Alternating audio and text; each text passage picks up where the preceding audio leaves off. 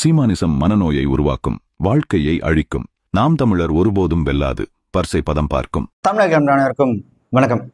அரசியல் அப்படின்றது ஒரு அரசியல்வாதி மக்களுக்கான தொண்டு செய்வது. அவங்க ஜெயிச்சாலும் சரி, தோத்தாலும் சரி, ஆட்சி அதிகாரத்துல இருந்தாலும் இல்லைனாலும் மக்களுக்காக மக்கள் பக்கம் நின்று மக்களுக்கான அரசியல் செய்யறதுதான் ஒரு அரசியல்வாதிக்கான ஒரு முழு தகுதி. அரசியல்வாதிகளோட அந்த தாரக மந்திரமே மக்கள் தொண்டு மகேசன் தொண்டு அப்படின்றதான். அதாவது என் பணி மக்களுக்கு தொண்டு செய்து கிடைப்பது அப்படின்றத ஒரு அரசியல்வாதிகளோட அந்த தாரக மந்திரமே. தமிழ்நாட்டுல நிறைய அரசியல் கட்சிகள், அதை சார்ந்த அரசியல்வாதிகள் இருந்தாலும் அதுல கொஞ்சம் பேர் மட்டும்தான் மக்களுக்கான அரசியலை முன்னெடுத்து செயல்படுறாங்க. மற்றபடி மீதி இருக்கிற எல்லாரும் எப்படி இருக்கிறாங்க அப்படின்னா, மக்களை தன்னோட சுயநலத்துக்காக பயன்படுத்தி தன்னோட வயிற்ற கழுவுறதுக்காகவும் தன்னோட குடும்பத்தை ஒரு சொகுசான வாழ்க்கையை வாழ்றதுக்காகவும் தன்னை ஒரு அரசியல்வாதியாகவும் நான் மக்களுக்காக போராடுறேன் அப்படின்ற ஒரு போலி போராளியா, ஒரு போலி அரசியல்வாதியா இருந்து இங்க மிச்சம் இருக்கிற எல்லாரும் அப்படிதான் தங்களோட காலத்தை ஓட்டுறாங்க. அதுல மிக முக்கியமான ஒரு அரசியல் கட்சி, ஒரு அரசியல் நபர் யாரு அப்படின்னு பாத்தீங்கன்னா, நாம் தமிழர் கட்சியும் நாம் தமிழர் கட்சியில இருக்கக்கூடிய சீமானும் தான். நாம் தமிழர் கட்சியில பாத்தீங்கன்னா இந்த கீழ் மட்டத்துல இருக்கிற இந்த சூரோட்டி ஓட்டுறவங்க, அதுக்கப்புறம் இந்த மேடை போடுறவங்க, இந்த வட்டத்துல இருக்காங்க பாத்தீங்களா, அந்த அதுல இருக்கக்கூடிய அந்த சகோதரர்களை தவிர இந்த சீமானுக்கு க்ளோஸா இருக்கிறவங்களும் அவங்க என்ன பண்றாங்க அப்படின்னா, மக்களை ஏமாத்தி அவங்க கிட்ட இருந்து பணம் பறிச்சு எப்படி ஒரு சொகுசான வாழ்க்கையை வாழலாம் அப்படின்றத மட்டும்தான் அவங்களோட நோக்கமா வச்சு அவங்க ஒரு கட்சியை வழிநடத்துறாங்க. தவிர மக்களுக்காக உண்மையா போராடுறேன் அப்படின்றத அவங்க செய்யவே இல்லை. நாம் தமிழர் கட்சி அப்படின்னு சொல்றத விட அது ஒரு கார்பரேட் கம்பெனி அப்படின்னு சொல்லலாம். எப்படி ஒரு கார்பரேட் கம்பெனி முதலாளி தன்னோட தொழிலாளரோட ரத்தத்தை உறிஞ்சி தான் வைத்த கழுவி சொகுசான வாழ்க்கையை வாழ்வாரோ, கிட்டத்தட்ட அதே மாதிரி தான் நாம் தமிழர் கட்சியோட தலைவர் அப்படின்னு சொல்லிக்க இருக்க அந்த சீமான் அவர்கள் பாத்தீங்கன்னா, அந்த மக்கள் கிட்ட ஒரு போலியான கட்டுக்கதைகள் சொல்லி அவங்களோட ரத்தத்தை பணமா உறிஞ்சி அவரும் அவரோட குடும்பத்தையும் ஒரு சொகுசான வாழ்க்கையை மட்டும்தான் வாழ்ந்துட்டு இருக்கிறாப்புல. இந்த நாம் தமிழர் கம்பெனியோட இம்பார்ட்டன்ட் பிசினஸ் எது அப்படின்னு பாத்தீங்கன்னா, ஒவ்வொரு எலெக்ஷனுக்கும் ஒரு 6-7 மாசத்துக்கு முன்னாடி ஆளுங்கட்சி கூட ஒரு டைப் வச்சுக்கிட்டு புதுசா யாராவது கட்சி ஆரம்பிச்சாங்க அப்படின்னா அவங்களுக்கு எதிராக அவதூற பரப்பி அவங்களுக்கு எதிராக கருத்துக்களை பேசி அவங்களுக்கு எதிரான ஒரு அரசியல் பண்றதுதான். அதனால என்ன ஆகும் அப்படின்னு பாத்தீங்கன்னா, இப்ப ஆளுங்கட்சியா இருப்பாங்க பாத்தீங்களா, அந்த ஆளுங்கட்சியோட ஓட்டை பிரிக்காம பாத்துக்கிறது. இப்ப புதுசா இருக்கிற ஒருத்தர் வந்துட்டு நீ இப்ப ஆல்ரெடி இருக்கிற ஒரு பர்சன் குறை சொல்லிட்டே இருந்தாங்க அப்படின்னா அவனுக்கு அந்த ஓட் பேங்க் அப்படின்றது குறையும் இல்லையா. சோ அது ஆளுங்கட்சியோட அந்த ஜெயிக்கிறதுக்கான அந்த பாசிபிலிட்டிஸ் இருக்கும் இல்லையா, அந்த ஓட்டு வந்து பிரிக்காம பாத்துக்கிறது. சோ இதுதான் அந்த நாம் தமிழர் கட்சியினோட ஒரு இம்பார்ட்டன்ட் பிசினஸ். ஆக்சுவலா நாம் தமிழர் கட்சி சீமான் அவர்கள் கிட்ட போயிட்டு ஒரு 10 இல்ல ஒரு 20 சீட்டு, இந்தாங்க சீமான் இந்த ஒரு 20 சீட்டை வச்சுங்க, இந்த 20 சீட்டை நீங்க கண்டிப்பா ஜெயிப்பீங்க, இந்த சீட்டை வச்சு நீங்க ஜெயிச்சு மக்களுக்கு நீங்க என்னெல்லாம் பண்ணணும்னு நினைக்கிறீங்களோ அது எல்லாத்தையும் பண்ணுங்க அப்படின்னு கண்டிப்பா ஜெயிப்பாங்க அப்படின்னு இருக்கிற ஒரு 20 சீட்டை கொடுத்தாலும் சீமான் அவர்கள் அந்த 20 சீட்டை வாங்கவே மாட்டார்.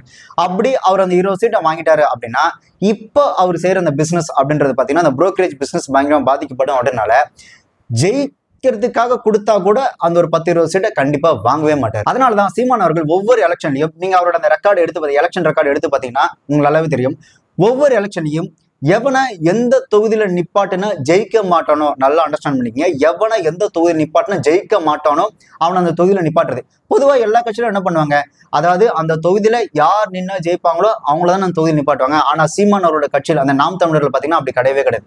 எவனை எந்த தொகுதியில நிப்பாட்டினா ஜெயிக்க மாட்டானோ அவனை அந்த தொகுதியில நிப்பாட்டுறது. இப்போ இவரை வந்து இந்த தொகுதியில நாம் தமிழர் கட்சி சார்பா நிக்க வச்சாங்கன்னா கண்டிப்பா அவர் ஜெயிப்பாருங்க, இந்த தொகுதியில அவருக்கு மிகப்பெரிய ஒரு செல்வாக்கு இருக்கு அப்படின்னு தெரிஞ்சதுன்னா அவரை வந்து அந்த தொகுதியில நிக்க வைக்கிறதே கிடையாது. அவரை தூக்கி அவருக்கு சம்பந்தமே இல்லாத, அவர் யாருன்னே தெரியாத ஒரு தொகுதியில தூக்கி போட்டுதான் அவர் எலெக்ஷன் கேண்டிடேட்டா நிக்க வைப்பாரு. தவிர ஜெயிக்கிற கேண்டிடேட்டா அந்த தொகுதியில வந்துட்டு நிப்பாட்டுறதே கிடையாது. சீமான் அவர்களை பொறுத்த வரைக்கும் இந்த நாம் தமிழர் அப்படின்ற ஒரு கட்சியை வச்சு ஒரு பொலிட்டிக்கல் புரோக்கரா ஒரு வியாபாரம், அந்த அரசியல் வியாபாரம் தான் பண்ணுன்றதான் அவருடைய எண்ணமே தவிர மற்றபடி தன்னோட கட்சிக்காரன் ஜெயிக்கணும், அது ஆட்சிக்கு வரணும், மக்களுக்கு நல்லது செய்யணும் அப்படின்ற ஒரு எண்ணம்லாம் அவருக்கு சுத்தமா கிடையவே கிடையாது. நீங்க நல்லா அந்த நாம் தமிழர் கட்சியில இருக்கக்கூடிய அந்த கேண்டிடேட் எடுத்து பாத்தீங்கன்னா அந்த தொகுதியில அந்த மண்ணின் மைந்தனா இருக்கக்கூடியவனா அந்த தொகுதியில நிப்பாட்டுறதே கிடையாது. அந்த மண்ணுக்கும் அவனுக்கும் சம்பந்தமே இல்லாத வேற ஒருத்தனை கொண்டு வந்து அந்த தொகுதியில நிப்பாட்டி வாண்டடா அவனும் தோக்கடிக்க வைப்பாப்ல. அதே மாதிரி அந்த கட்சியில பாத்தீங்கன்னா பிஎட் படிச்சவன், எம்எட் படிச்சவன், பெரிய பெரிய டிகிரி படிச்சவங்க கூட கட்சிக்காக, முக்கியமா பிரபாகரன் தலைவருக்காக அவன் வந்து உசுரை கொடுத்து வேலை செய்வான், ஒரு உணர்வு ரீதியா போஸ்டர் ஓட்டுறது எல்லா வேலையும் செய்வான். ஆனா அவனுக்கு வந்து அந்த எம்எல்ஏ கேண்டிடேட்டா அவனை நிக்க வைக்கிறதே கிடையாது.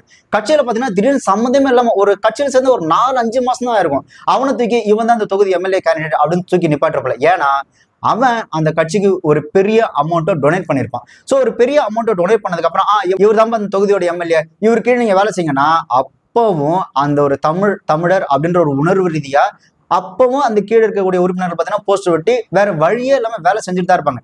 இது அந்த கட்சியில இருக்கக்கூடிய அத்தனை பேருக்கும் தெரியும். ஏன்னா சீமான் அவர்களை பொறுத்த வரைக்கும் அந்த எலெக்ஷனை வச்சு ஒரு வியாபாரம் பண்ணி எப்படி காசு பார்க்கலாம் தான் பார்ப்பாரு தவிர, இந்த அரசியல் கட்சியை வச்சு ஒரு உணர்வு ரீதியான மக்களுக்கு ஒரு ஆட்சி அதிகாரத்தை கொண்டு வரணும்ன்ற எண்ணம் அவருக்கு சுத்தமா கிடையவே கிடையாது. இதுல இன்னொரு ஹைலைட் என்னன்னா, ஒரு சில இடங்களுக்கு பிரச்சாரத்துக்கு போகவே மாட்டாப்ல. ஏன்னா பொட்டி வாங்கியாச்சு, அந்த நேர்மையை காட்டணும் இல்லையா? அதனால ஒரு சில இடங்களுக்கு பிரச்சாரம் போவோம்ல, ஆப்போசிட்ல இருக்கவங்களையும் ஜெயிக்க வச்சிடாப்ல.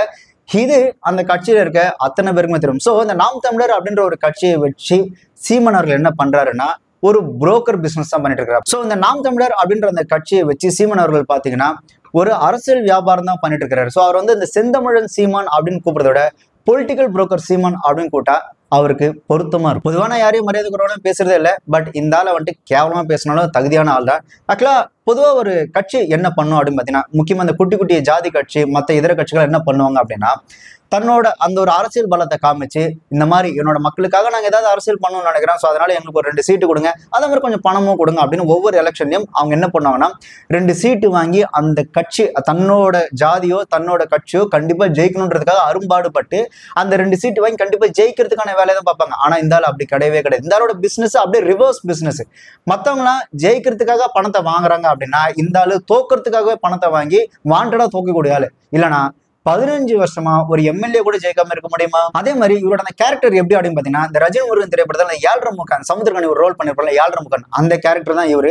எப்படின்னா, இவர் எப்பயுமே உயிரோட இருக்கவங்களை பத்தி பெருசா பேசுறதே கிடையாது. செத்து போயிருப்பாங்க பார்த்தீங்களா, அவங்க தான் போயிட்டு உறவு கொண்டாடுறது. அவங்க வந்துட்டு எனக்கு அப்பா மாதிரி, அவங்க வந்து என்ன அம்மா மாதிரி, அவங்க எனக்கு அண்ணன் மாதிரி, அவங்க என் மாதிரி எவ்வளவு பாசம் வச்சாங்க தெரியுமா, அப்படி இப்படின்னு சொல்லுவாங்க. ஏன்னா அவங்க எழுந்து வந்து உண்மை சொல்ல போறதே கிடையாது. அதனால செத்து போன போட்டு உறவு கொண்டாடுறது. அப்படி உறவு கொண்டாடி அதுல ஒரு அமௌண்ட்டை பார்த்து அதுல ஒரு அந்த ஓட்டை எப்படி இது பண்ணலாம் அப்படின்ற மாதிரி அப்படி ஒரு 7.5 முக்க புத்தி கொண்டவர் தான் சீமான் அவர்கள். இனிமேல் இந்த தமிழ்நாட்டில் இருக்கக்கூடிய முக்கியமான புள்ளிகள், இந்த பெரிய பெரிய அரசியல்வாதி தலைவர்லாம் பார்த்தீங்கன்னா இறக்கிறதுக்கு முன்னாடி கண்டிப்பா எழுதி வச்சுதான் சாகணும். எனக்கும் சீமானுக்கும் எந்த விதமான சம்மந்தமும் இல்லை, நான் அவனை பார்த்ததாகவோ அவனுடன் உரிமையாக பழகியதாகவோ ஒரு நாள் தயவு செய்து மக்கள் யாரும் நம்ப வேண்டான்னு எழுதி வச்சுட்டு தான் சாகணும் போல. தனிப்பட்ட முறையில என் மேல பெரிய பேரன்பு கொண்டிருந்த ஒரு அண்ணன். அது என் மேல இருக்கிற அன்புல நாங்க ஆர்கே நகர்ல போட்டியிட போதெல்லாம் எங்க கட்சிக்கு இடைத்தேர்தல வந்து பரப்புரையெல்லாம் செய்தார். இது எதிர்பார்க்கல. மருத்துவமனையில இருக்கும்போது எனக்கு அழைச்சாரு. இந்த மாதிரி அண்ணனுக்கு உடம்பு முடியல, இந்த மருத்துவமனை இருக்குன்னு. நான் வெளியூர்ல இருந்தேன், வந்து பாக்குறேன்னு சொன்னேன். அதுக்குள்ள வேற மருத்துவமனைக்கு மாற்றலா இருக்குன்னு சொன்னாங்க. அப்புறம் திடீர்னு பார்த்தா இந்த மாதிரி செய்தி வருது, என்ன இல்ல இறந்துட்டாரு அப்படின்னு. அப்படி சொல்லாத சொல்றான்னா அவன் எவ்வளவு பெரிய அயோக்கியனா இருப்பான். அதாவது அதான் மறைஞ்சி திரியிறானு, ஒளிஞ்சி திரியிறான். அவனை கோர்ட்ல நிக்க வச்சா 4 அடி கொடுப்பாங்க. அந்த சீமானு கூட அவெல்லாம் ஒரு பொறுக்கி. அதே மாதிரி தமிழ்நாட்டுல யாரு கட்சி ஆரம்பிச்சாலும் எங்க நம்மளோட அந்த ஓட் பேங்க் வந்து அடி வாங்குமோ, அதை வச்சு நம்மளால அரசியல் பண்ண முடியாம போயிடுமோ அப்படின்ற பயத்துல தமிழ்நாட்டுல யார் கட்சி ஆரம்பிச்சாலும் அவங்கள போட்டு வெறிநாய் மாதிரி கடிச்சு குதறது.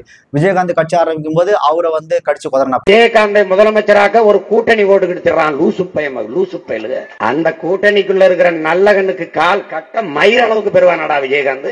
காலு கட்ட மயிரளவு. திருமாவளவனுடைய போராட்டத்திற்கும் ஈகத்திற்கும் ஒரு துளி அளவு பெறுவானா விஜயகாந்த்? முதலமைச்சருக்கு எத்தனை எழுத்துன்னு சொல்ல சொல்லு, பதவியே கொடுத்துருவோம். விஜயகாந்தா முதலமைச்சர் ஆக்கிரணும்னா ஆந்திராவில் ஆகு, தெலுங்கானால போய் ஆயிக்க. ஏன் ஊர்ல உனக்கு என்ன? அவர் வந்து கிங் மேக்கரா அப்படின்னு கேட்கிறாரு. நான் கிங் மேக்கரான்னு. அவர் கிங்கும் இல்ல கிங் மேக்கரும் இல்ல, அவர் ஒரு ஜோக்கர் அவரு. அதே மாதிரி ரஜினி கட்சி ஆரம்பிக்கும் போது அவரை வந்து கடிச்சு குதறினாப்ல. ஒரு ரஜினிகாந்த் திடீர்னு வந்து சமூக விரோதி என்னதான் சொல்றாரு, சமூக விரோதிகள் ஊடுருவி விட்டார்கள். நீ தலையில தண்ணி விடி ஒரு படம் ஓடாது. சொற்ற போட்டு இமயமலைக்கு போறதை விட்டுவிட்டு இந்த வேலை உங்களுக்கு வேண்டாம் நம்ம சொன்னா கேட்கறது இல்ல. நான் வருவேன். ஒரு வெற்றிடம் இருக்கிறது, சுடுகாட்டுல கூட நிறைய வெற்றிடம் இருக்குது. ரஜினி கட்சி ஆரம்பிக்கும் போது அவருக்கு வந்து ராகவா லாரன்ஸ் சப்போர்ட் பண்றாருன்றதுக்காகவே ராகவா லாரன்ஸ் போய் கடிச்சு குதறினாப்ல. ராகவா லாரன்ஸ் ஹிப்ஹாப் பாதிலாம் இந்த என்ன சொல்றது, இந்த மெரினால அந்த ஜல்லிக்கட்டு போராட்டத்துக்கு கூடும்போது அந்த ஹிப்ஹாப் பாதி, அதாவது அரசியல் கட்சி ஆரம்பிக்கிறதுன்னு தவிர்த்து ஒரு தனிப்பட்ட மனிதனுக்கு ஒரு கூட்டம் கூடுனாலே அந்த அளவுக்கு பொறுக்காது. அதனாலதான் ராகவா லாரன்ஸ் நிறைய நல்லது பண்ணி அவருக்கு ஒரு பெரிய கூட்டம் இருக்கு அப்படின்னு தெரிஞ்சோடனே ராகவா லாரன்ஸ் கடிச்சு குதறது. ராகவேந்திர லாரன்ஸ் பேட்டியில சொல்றாரு, மாணவர்கள் நாங்கள் போராடும் போது நீங்க எந்த கல்லூரி மாணவர்கள், வேலை நாங்கள்லாம் மாணவர், உனக்கு என்னங்க வேலை? ஒரு போராட்டத்தில் புரட்சியில் லஞ்சம் கொடுத்து செய்து கொண்ட ஒரு போராட்டக்காரன் நீங்க பாத்திருக்கியா? ஒரு தொழில வியாபாரத்துல பங்கு சேர்ந்துக்குவான், 1 கோடி தரேன் நீ சேர்த்துக்கிட்டு. புரட்சியில போராட்டத்துல 1 கோடி கொடுத்து போராட்டத்துல சேர்ந்துக்கிட்ட ஒரு வீரனா நான் இப்பதான் பாக்குறேன். 1 கோடி கொடுக்குறேன், என்னையும் ஆட்டத்தில் சேர்த்துக்கிறியாடா? டே என்னையும் சேர்த்துக்கிறியா? யார்கிட்ட கொடுத்திய? உங்கள் மனைவியின் நகை அடமான வச்சு பணத்தை யார்கிட்ட கொண்டாந்து கொடுத்திய? ஹிப்பாபாதிக்கு ஒரு யங்ஸ்டர் ஒரு ஃபேன் பேஸ் கூட்டம் கொடுத்தோன்னே ஹிப்பாபாதியை கடிச்சு குதறது. நீங்க அன்பு தம்பி ஹிப்பாப் தமிழன் சொல்றாரு, நான் ஒரு பாட்டை போட்டு இந்த எழுச்சியை உண்டு பண்ணிட்டேங்கிறாரு. இந்த நூற்றாண்டுல இதை விட நகைச்சுவை நான் பார்த்ததே கிடையாது. உச்சி மீது வானிடிந்து வீழுகின்ற போதிலும் அச்சமில்லை அச்சமில்லை அச்சம் என்பது இல்லையே என்று எங்கள் பாட்டன் பாரதி பாடிய போது வராத எழுச்சி, திடீர்னு தம்பி ஒரு பாட்டை போட்டு ஹிப்ஹாப் தமிழா அப்படின்னு அவர் ஒரு பாட்டை போட்டு அவர் திடீர்னு தேசத்துறை இந்திய உளவுத்துறை அதிகாரி மாதிரி தேசத்துறை வந்துட்டாரு, அவர் வந்துட்டாரு, இவர் வந்துட்டாருன்ட்டு போயிட்டாரு. அந்த ஒரு பாட்டுக்கு கொண்டாடிய தமிழ் சமூகம் நீ தலைகளான நீ எந்த பாட்டு போட்டாலும் உன்னை கேட்காது, கேட்கவே கேட்காது. உன் வேலை என்ன? அதுக்கப்புறம் ஏன் அஜித்துக்கு ஒரு பெரிய கூட்டம் கொடுத்து அஜித்துக்கு வந்து போஸ்டர் ஓட்டினாங்க. கிட்டத்தட்ட அந்த என்ன சொல்ற 2018 2019 அஜித்துக்கு வந்து போஸ்டர் ஓட்டி என்ன சொல்லியிருந்தாங்கன்னா, தமிழகத்தின் முதல்வரே நீங்க தான் தமிழத்தை காப்பாற்றணும்னு சொல்லி அஜித்தோட ரசிகர்கள் போஸ்ட் ஓட்டினோடனே உடனே அஜித்துக்கு ஒரு கூட்டம் கொடுத்தா அவனையும் கடிச்சு குதறது. சில பேர் அஜித்த தலைன்னு இருக்கிறேன், சில தருதலைகள் 8 தாள்ல சுவரொட்டி வல்லூர் கொடுத்துட்டு ஒரு எடுபட்ட பையன் நான் பாக்குறேன். கடவுளே வா காத்திருக்கிறது தமிழ்நாடு சட்டமன்றம். நாங்கெல்லாம் அதை கூட்டி பெருக்கி வாசல்ல முறவா செஞ்சு உட்காந்துக்கோண்டா நாய் அயோக்கிய பேர்களா? இவங்களெல்லாம் ஏறி மிதிக்க ஒரு ஆள் இல்லாம ஆளுக்கு பெய்கிட்டு போய் கத்துறது, உணர்ச்சி வசப்படுறது, கூச்சப்படுறது, அப்படியே பூட்டிக்கிட்டு உள்ள தீ வச்சு கொளுத்தி விட்டு பண்ண அயோக்கிய பேர் எல்லா பேரும். யார் வந்தாலும் நீயா வந்தன்னு சம்பந்தமே என்னன்னா ஒரு இன்ஃபீரியாரிட்டி காம்ப்ளெக்ஸா, ஐயோ எங்க நம்மளோட ஓட் பேங்க் அடி வாங்க போனேன், எவன் வந்தாலும் கடிச்சு புதறது. இதுல ரொம்ப ஒரு கேவலமான பிஹேவிங் எது அப்படின்னு பாத்தீங்கன்னா, இந்த ஜல்லிக்கட்டு போராட்டத்துல ராகவ லாரன்ஸ் அவர்கள் பங்கெடுத்துட்டு தன்னோட மனைவியோட அந்த தாலி செயின் எல்லாத்தையும் அடமானம் கிட்டத்தட்ட 1 கோடி ரூபாய்க்கு அடமானம் வச்சு நான் அந்த மாணவர்களுக்கு செலவு பண்ணேன் அப்படின்னு ராகவ லாரன்ஸ் வந்து சொல்லியிருந்தார். உடனே சீமான் மேடை போட்டு 1 கோடி ரூபாய் செலவு பண்ணீங்களா, அந்த 1 கோடி ரூபாய் யார்கிட்ட கொடுத்தீங்க, உங்க மனைவியோட தாலி அடமானம் வச்சு அந்த 1 கோடி ரூபாய் யார்கிட்ட கொடுத்தீங்கன்னு மேடை ஏறி கேவலமா பேசிட்டு இருக்கிறான். ஒரு போராட்டத்தில் புரட்சியில் லஞ்சம் கொடுத்து செய்து கொண்ட ஒரு போராட்டக்காரன் நீங்க பாத்திருக்கியா? ஒரு தொழில வியாபாரத்துல பங்கு சேர்ந்துக்குவான், 1 கோடி தரேன் நீ சேர்த்துக்கிட்டு.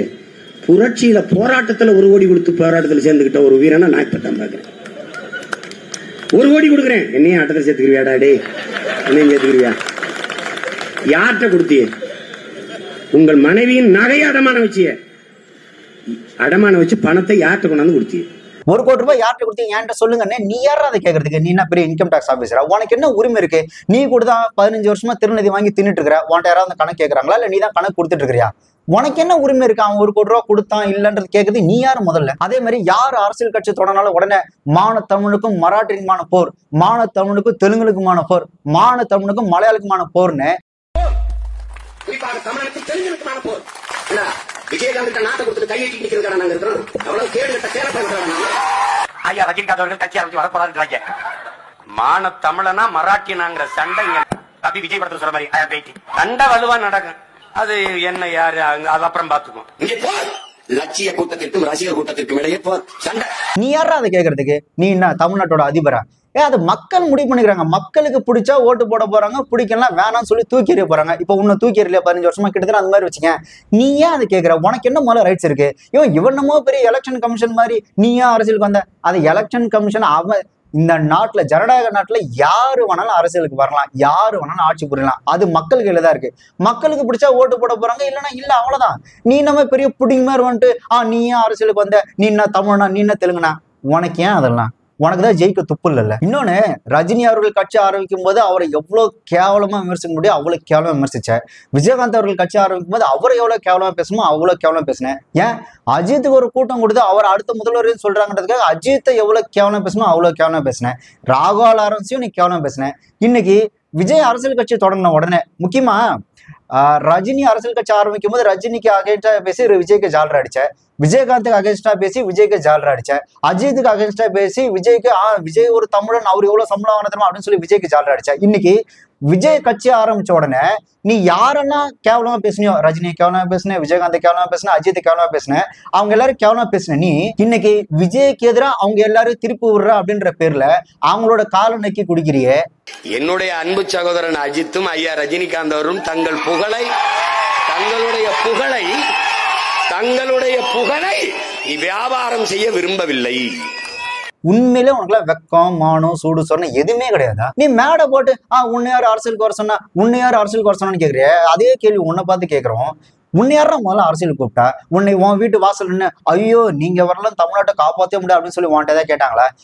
நீ தான்டா இந்த அரசியல் ஆரம்ப காலகட்டத்துல ஒவ்வொரு மேடை, முக்கியமா இந்த கம்யூனிஸ்ட் மேடெல்லாம் போயிட்டு பிச்சை எடுத்து நீ தாண்டா ஒவ்வொரு மேடையா பேசின.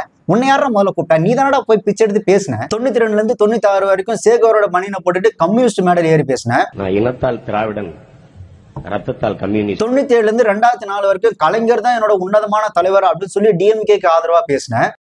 இந்த பெருமன்றத்திலே எல்லாரும் என் மீது ஒரு பெரிய பழி அடைக்கிறாங்க. காங்கிரஸை கடுமையா விமர்சிக்கிற, எல்லாரையும் விமர்சிச்சு பேசுற, ஆனா தலைவர் கலைஞரை மட்டும் எதிர்த்து பேச மாட்டேன். பேச மாட்டேன். திமுக என்னுடைய குடும்பம், நான் பேச மாட்டேன். அவர் கற்றுத்தந்த தமிழ், அவர் ஊட்டிய உணர்வு உங்கள் முன்னால் என்னை நிறுத்தியிருக்கிறது. ஒருபோதும் அவருக்கு எதிராக நான் பேச மாட்டேன். என் அன்பு தலைவர் கலைஞர் அவர்களே, 2005 இருந்து 2007 தேமுதிக ஆதரவா விஜயகாந்த் அவர்கள் சப்போர்ட் பண்ணி விஜயகாந்த் அவர்கள் பச்சை தமிழர் அப்படின்னு விஜயகாந்துக்கு ஆதரவா பேசின. 2007 இருந்து 2011 வரைக்கும் ஜெயலலிதாக்கு அதிமுக ஆதரவா பேசி ஜெயலலிதா அவர்களை ஈழத்தாய் அப்படின்னு நீ தான் புகழ்ந்து பேசின. 2012 இருந்து 2013 வரைக்கும் எங்களோட வழி பெரியாரோட வழி, நான் தான் பெரியாரோட உண்மையான கொள்கை பேரன், பெரியார் தான் எங்களோட தலைவன் அப்படின்னு பெரியார் மேடையில பெரியாருக்கு ஆதரவா பேசின. என்னுடைய ஐயாவன், என்னுடைய தாத்தன், நான் அவனுக்கு பேரன். ஈவுகே இளங்கவனும் பேரன்னு போடுவான். நான் கொள்கை பேரன், நான் தான் நிஜம். எங்க ஐயா இருந்தா யாரு உன் பேரன்னு என்னை தான் சொல்றாரு, அவரை சொல்ல மாட்டார். ஏன் இவரை திறக்கணும்? 2014 இருந்து 2015 வரைக்கும் பிரபாகரன் வழி அப்படின்னு சொல்லி ஜெயலலிதாவுக்கு ஆதரவா பேசின.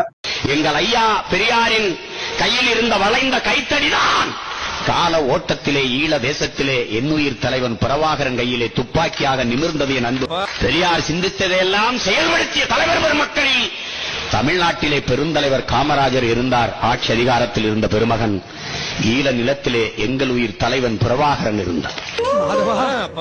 பெரியார் ஒரு கருத்தியல் புரட்சியாளன், பெரியார் ஒரு கருத்து பெட்டகம் என்றால் களத்திலே அதை நிகழ்த்திய தலைவன் பிரபாகரன். 2016 அது வரைக்கும் கடவுளே இல்ல, கடவுள் ஏமாத்து, கடவுள் அசிங்கசியமா பேசிட்டு 2016 அப்புறம் பாத்தீங்கன்னா முப்பாட்டன் முருகன் அப்படின்னு சொல்லி வேலை எடுத்து பச்சை துண்டை போட்டுக்கிட்டு ஊரை ஏமாத்தின. வன்முறை தடுப்பு சட்டத்துல ஆயுதத்தை வச்சிருக்காங்க, செலக்டின் குச்சி வச்சிருக்காங்க, குண்டு வச்சிருக்காங்க. ஐயா சொன்ன மாதிரி நச்சிருங்க வாழை போட்டதுக்கு பதிலா இந்த தாயோலிகள் அவ்வளவு பேரையும் பிடிச்சி அரசு பண்ணி உள்ள ஒண்ணுமில்ல, சாமி எல்லாம் அரசு பண்ணி போடணும்ல. நீங்க யாரா வச்சிருக்கிறீங்க வேலாயுதம் சூடாயுதம்னா? எங்க அம்மா ஒரு கோலத்துல ஒரு குச்சியை கம்பெடுத்துட்டு போனா கூட ஒரு அருவாளை தூக்கிட்டு ஓடுங்க, நான் பெத்த மயனே ஐயா வேணாம்டா ராசா அருங்குல பெருங்குல விழுந்துருமடா, இது எதுக்குடா அப்படின்னு வம்புன்னு அருவாளை பறிச்சு கொண்டு அடுக்கு பானைகளை ஒழிச்சிருக்குங்க. என்னை பெத்த ஆத்தா படிக்காத பாமரச்சி என்னமோ இந்த பூமி தாயோட பொறுமையானவ சக்தி மாதாங்கிறானே சிவருமா மொண்டாட்டி, அவன் பெரியவங்கிறாங்களே, அவ பொறுமையின் சிகரம்ங்கிறாங்களே, அகில உலகத்தின் காத்து இருக்கிற லோக மாதாங்கிறாங்களே, அவ அசுரனை முருகனை இவ படைச்சா, ஒன்னே படைச்சா, அவ படைச்சா. அசுரனை யாரு படைச்சா? அவதான படைச்சா.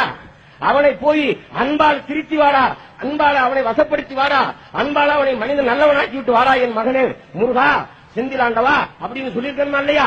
அவன் கையில ஒரு வேலை கொடுத்து இது பெரிய சக்தி வேல், இது ரொம்ப பலம் வாய்ந்தது, இதை வச்சு அவனை அழித்து வாடான்னு சொன்னது யாரு? முதல்ல வன்முறையை தூண்டுனது உங்க கடவுள் தாண்டா.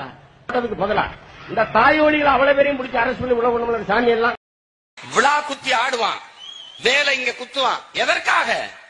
பழக்கிறான், தமிழனை பறக்கிறான், விழா காலங்களில் பழக்கிறான். டேய் வேலை குத்துனா இவ்வளவுதான்டா வலிக்கும், வாழை குத்துனா இவ்வளவுதான்டா வலிக்கும், போர் என்றவன அவ்வளவுதான் வலிக்குங்க, அடியா கம்ப எடுத்துட்டு கிளம்பிடுறான். இதுதான் நடக்குது. தமிழனுடைய மெய்யியலே அறிவியல் என்பதை நாம் அறிந்து உணரணும். ஏன் இப்படி காட்டுமராணித்தனமா நீ போறான்னு நாங்க பேசுறோம். அழகு குத்துற என் அருமை பெருமக்களே, 2 தாடைக்கு இடையில் இருக்கிற மெல்லிய சதை பகுதியிலேயே குத்துறீங்களே, நீ உண்மையிலேயே மிகச்சிறந்த பக்திமானாக இருந்தால் அதே பக்தியினால நீ ஒரு அங்க மேல ஏற்றி குத்து நான் பாத்துக்கிறேன். உன்னால முடியுமா? முடியாது, முடியாது, செய்ய மாட்டேன், செத்து போயிடுவான்னு உனக்கு தெரியும். தீ மிதிக்கிறியே, நீ மிகச்சிறந்த பக்திமானாக இருந்தால், சரியான பக்திமானாக இருந்தால், நீ அடுப்பு கறியை எடுத்துட்டு நான் பழுக்க காய்ச்சல 10 கம்பியை குறுக்க போடுறேன்டா, நடந்து போயிடா நீ உங்க அப்பா. அன்னையில இருந்து நான் ஜாமீன் போடுறேன்டா, அன்னையில இருந்து இனிமே நான் அந்த கருப்பு சட்டை போடுறது. இந்த கிருஷ்ணன் பையன் யாரு தெரியுமா? கிருஷ்ணன். அந்த பெண்கள் எல்லாம் ஆடு மேய்க்கிற இடையர் குல பெண்கள் எல்லாம் ஒரு குளத்தை குளிச்சுக்கிட்டு இருந்தாங்க. இந்த பொறிக்கு நாய் ஓடி போய் அந்த பிள்ளையை கட்டி வச்சிருந்த துணிமணிகளா எடுத்துக்கிட்டு மரத்துல உட்காந்து இந்த பிள்ளைய உடைய கலாண்டு போயிட்டான கிருஷ்ணா, கிருஷ்ணா குடுத்துருன்ட்டு மார்பவங்களை இப்படி மறைச்சுக்கிட்டு இப்படி பக்கவாட்டிலேயே நடந்து போகுது அந்த பிள்ளை. அவன் சொல்றான் பாருங்க, எவ்வளவு கண்ணியமிக்க கடவுள், 2 கையும் நீங்க ஏந்தி கேட்டாத்தான் தருவீங்க. உண்மையிலேயே நல்ல மான ரோசம் உள்ள தாய்மார்களா இருந்தா நாளையில இருந்து நீங்க கிருஷ்ணனுக்கோ கண்ணனுக்கோ கோயிலுக்கு கூப்பிடுங்க. உண்மையிலேயே அவனெல்லாம் ஈவ்டீசிங்ல உள்ளதுக்கு போட்டு செருப்பு கட்டி அடிக்கணும். நாய இந்த நாய பொம்பளை பிள்ளைல பார்த்தாலே ஈவ்டீசிங்கிறான். இவன் இவ்வளவு சேட்டை செஞ்சிருக்கான் அந்த பொறிக்கு நாய், இவனை கடவுள்னு கும்பிடுன்ற. 2வது தாய் நிலத்தின் தலைவனும் இறைவனுமாய மாயோன் பெரும்புகளை அருள் புகழை போற்றுவதில் அவன் பிள்ளைகள் பெருமை அடைகிறோம், மகிழ்கிறோம். பெருநிலமான முல்லை நிலத்தின் தலைவனாகவும் இறைவனாகவும் இருந்த எங்கள் மாயோன் கண்ணன் என்றும் கிருஷ்ணன் கிருஷ்ண பரமாத்மாவென்றும் திருமால் பெருமாள் என்றும் அழைக்கப்பட்டு இந்த பெருநிலம் முழுமைக்கும் போற்றப்படுகிற பேரிரையாக இருப்பது தமிழினத்தின் மக்களுக்கு பெருமையும் சிறப்புமாகும். எங்களுடைய 2வது தாய் நிலத்தின் தலைவனும் இறைவனுமாய மாயோன் பெரும்புகளை அருள் புகழை போற்றுவதில் அவன் பிள்ளைகள் பெருமை அடைகிறோம், மகிழ்கிறோம். அந்த இறையுடைய பேரருள் எம் இனம் தாண்டி இந்த நாடு தாண்டி உலகெங்கும் வாழ்கிற எல்லோருக்கும் கிடைக்க வேண்டுகிறோம். மாயோன் அருள் புகழை 2017 இருந்து 2019 வரைக்கும் பார்த்தோன்னா திராவிட எதிர்ப்பு, ஆனா எடப்பாடி சித்தப்பா அவர்களுக்கு ஆதரவு அப்படின்ற மாதிரி திராவிட திமுக எதிர்ப்பு, ஆனா அதே திராவிட கட்சியான அதிமுக எடப்பாடி சித்தப்பா அவர்களுக்கு ஆதரவு அப்படின்னு சொல்லி எடப்பாடி சித்தப்பான்னு சொல்லி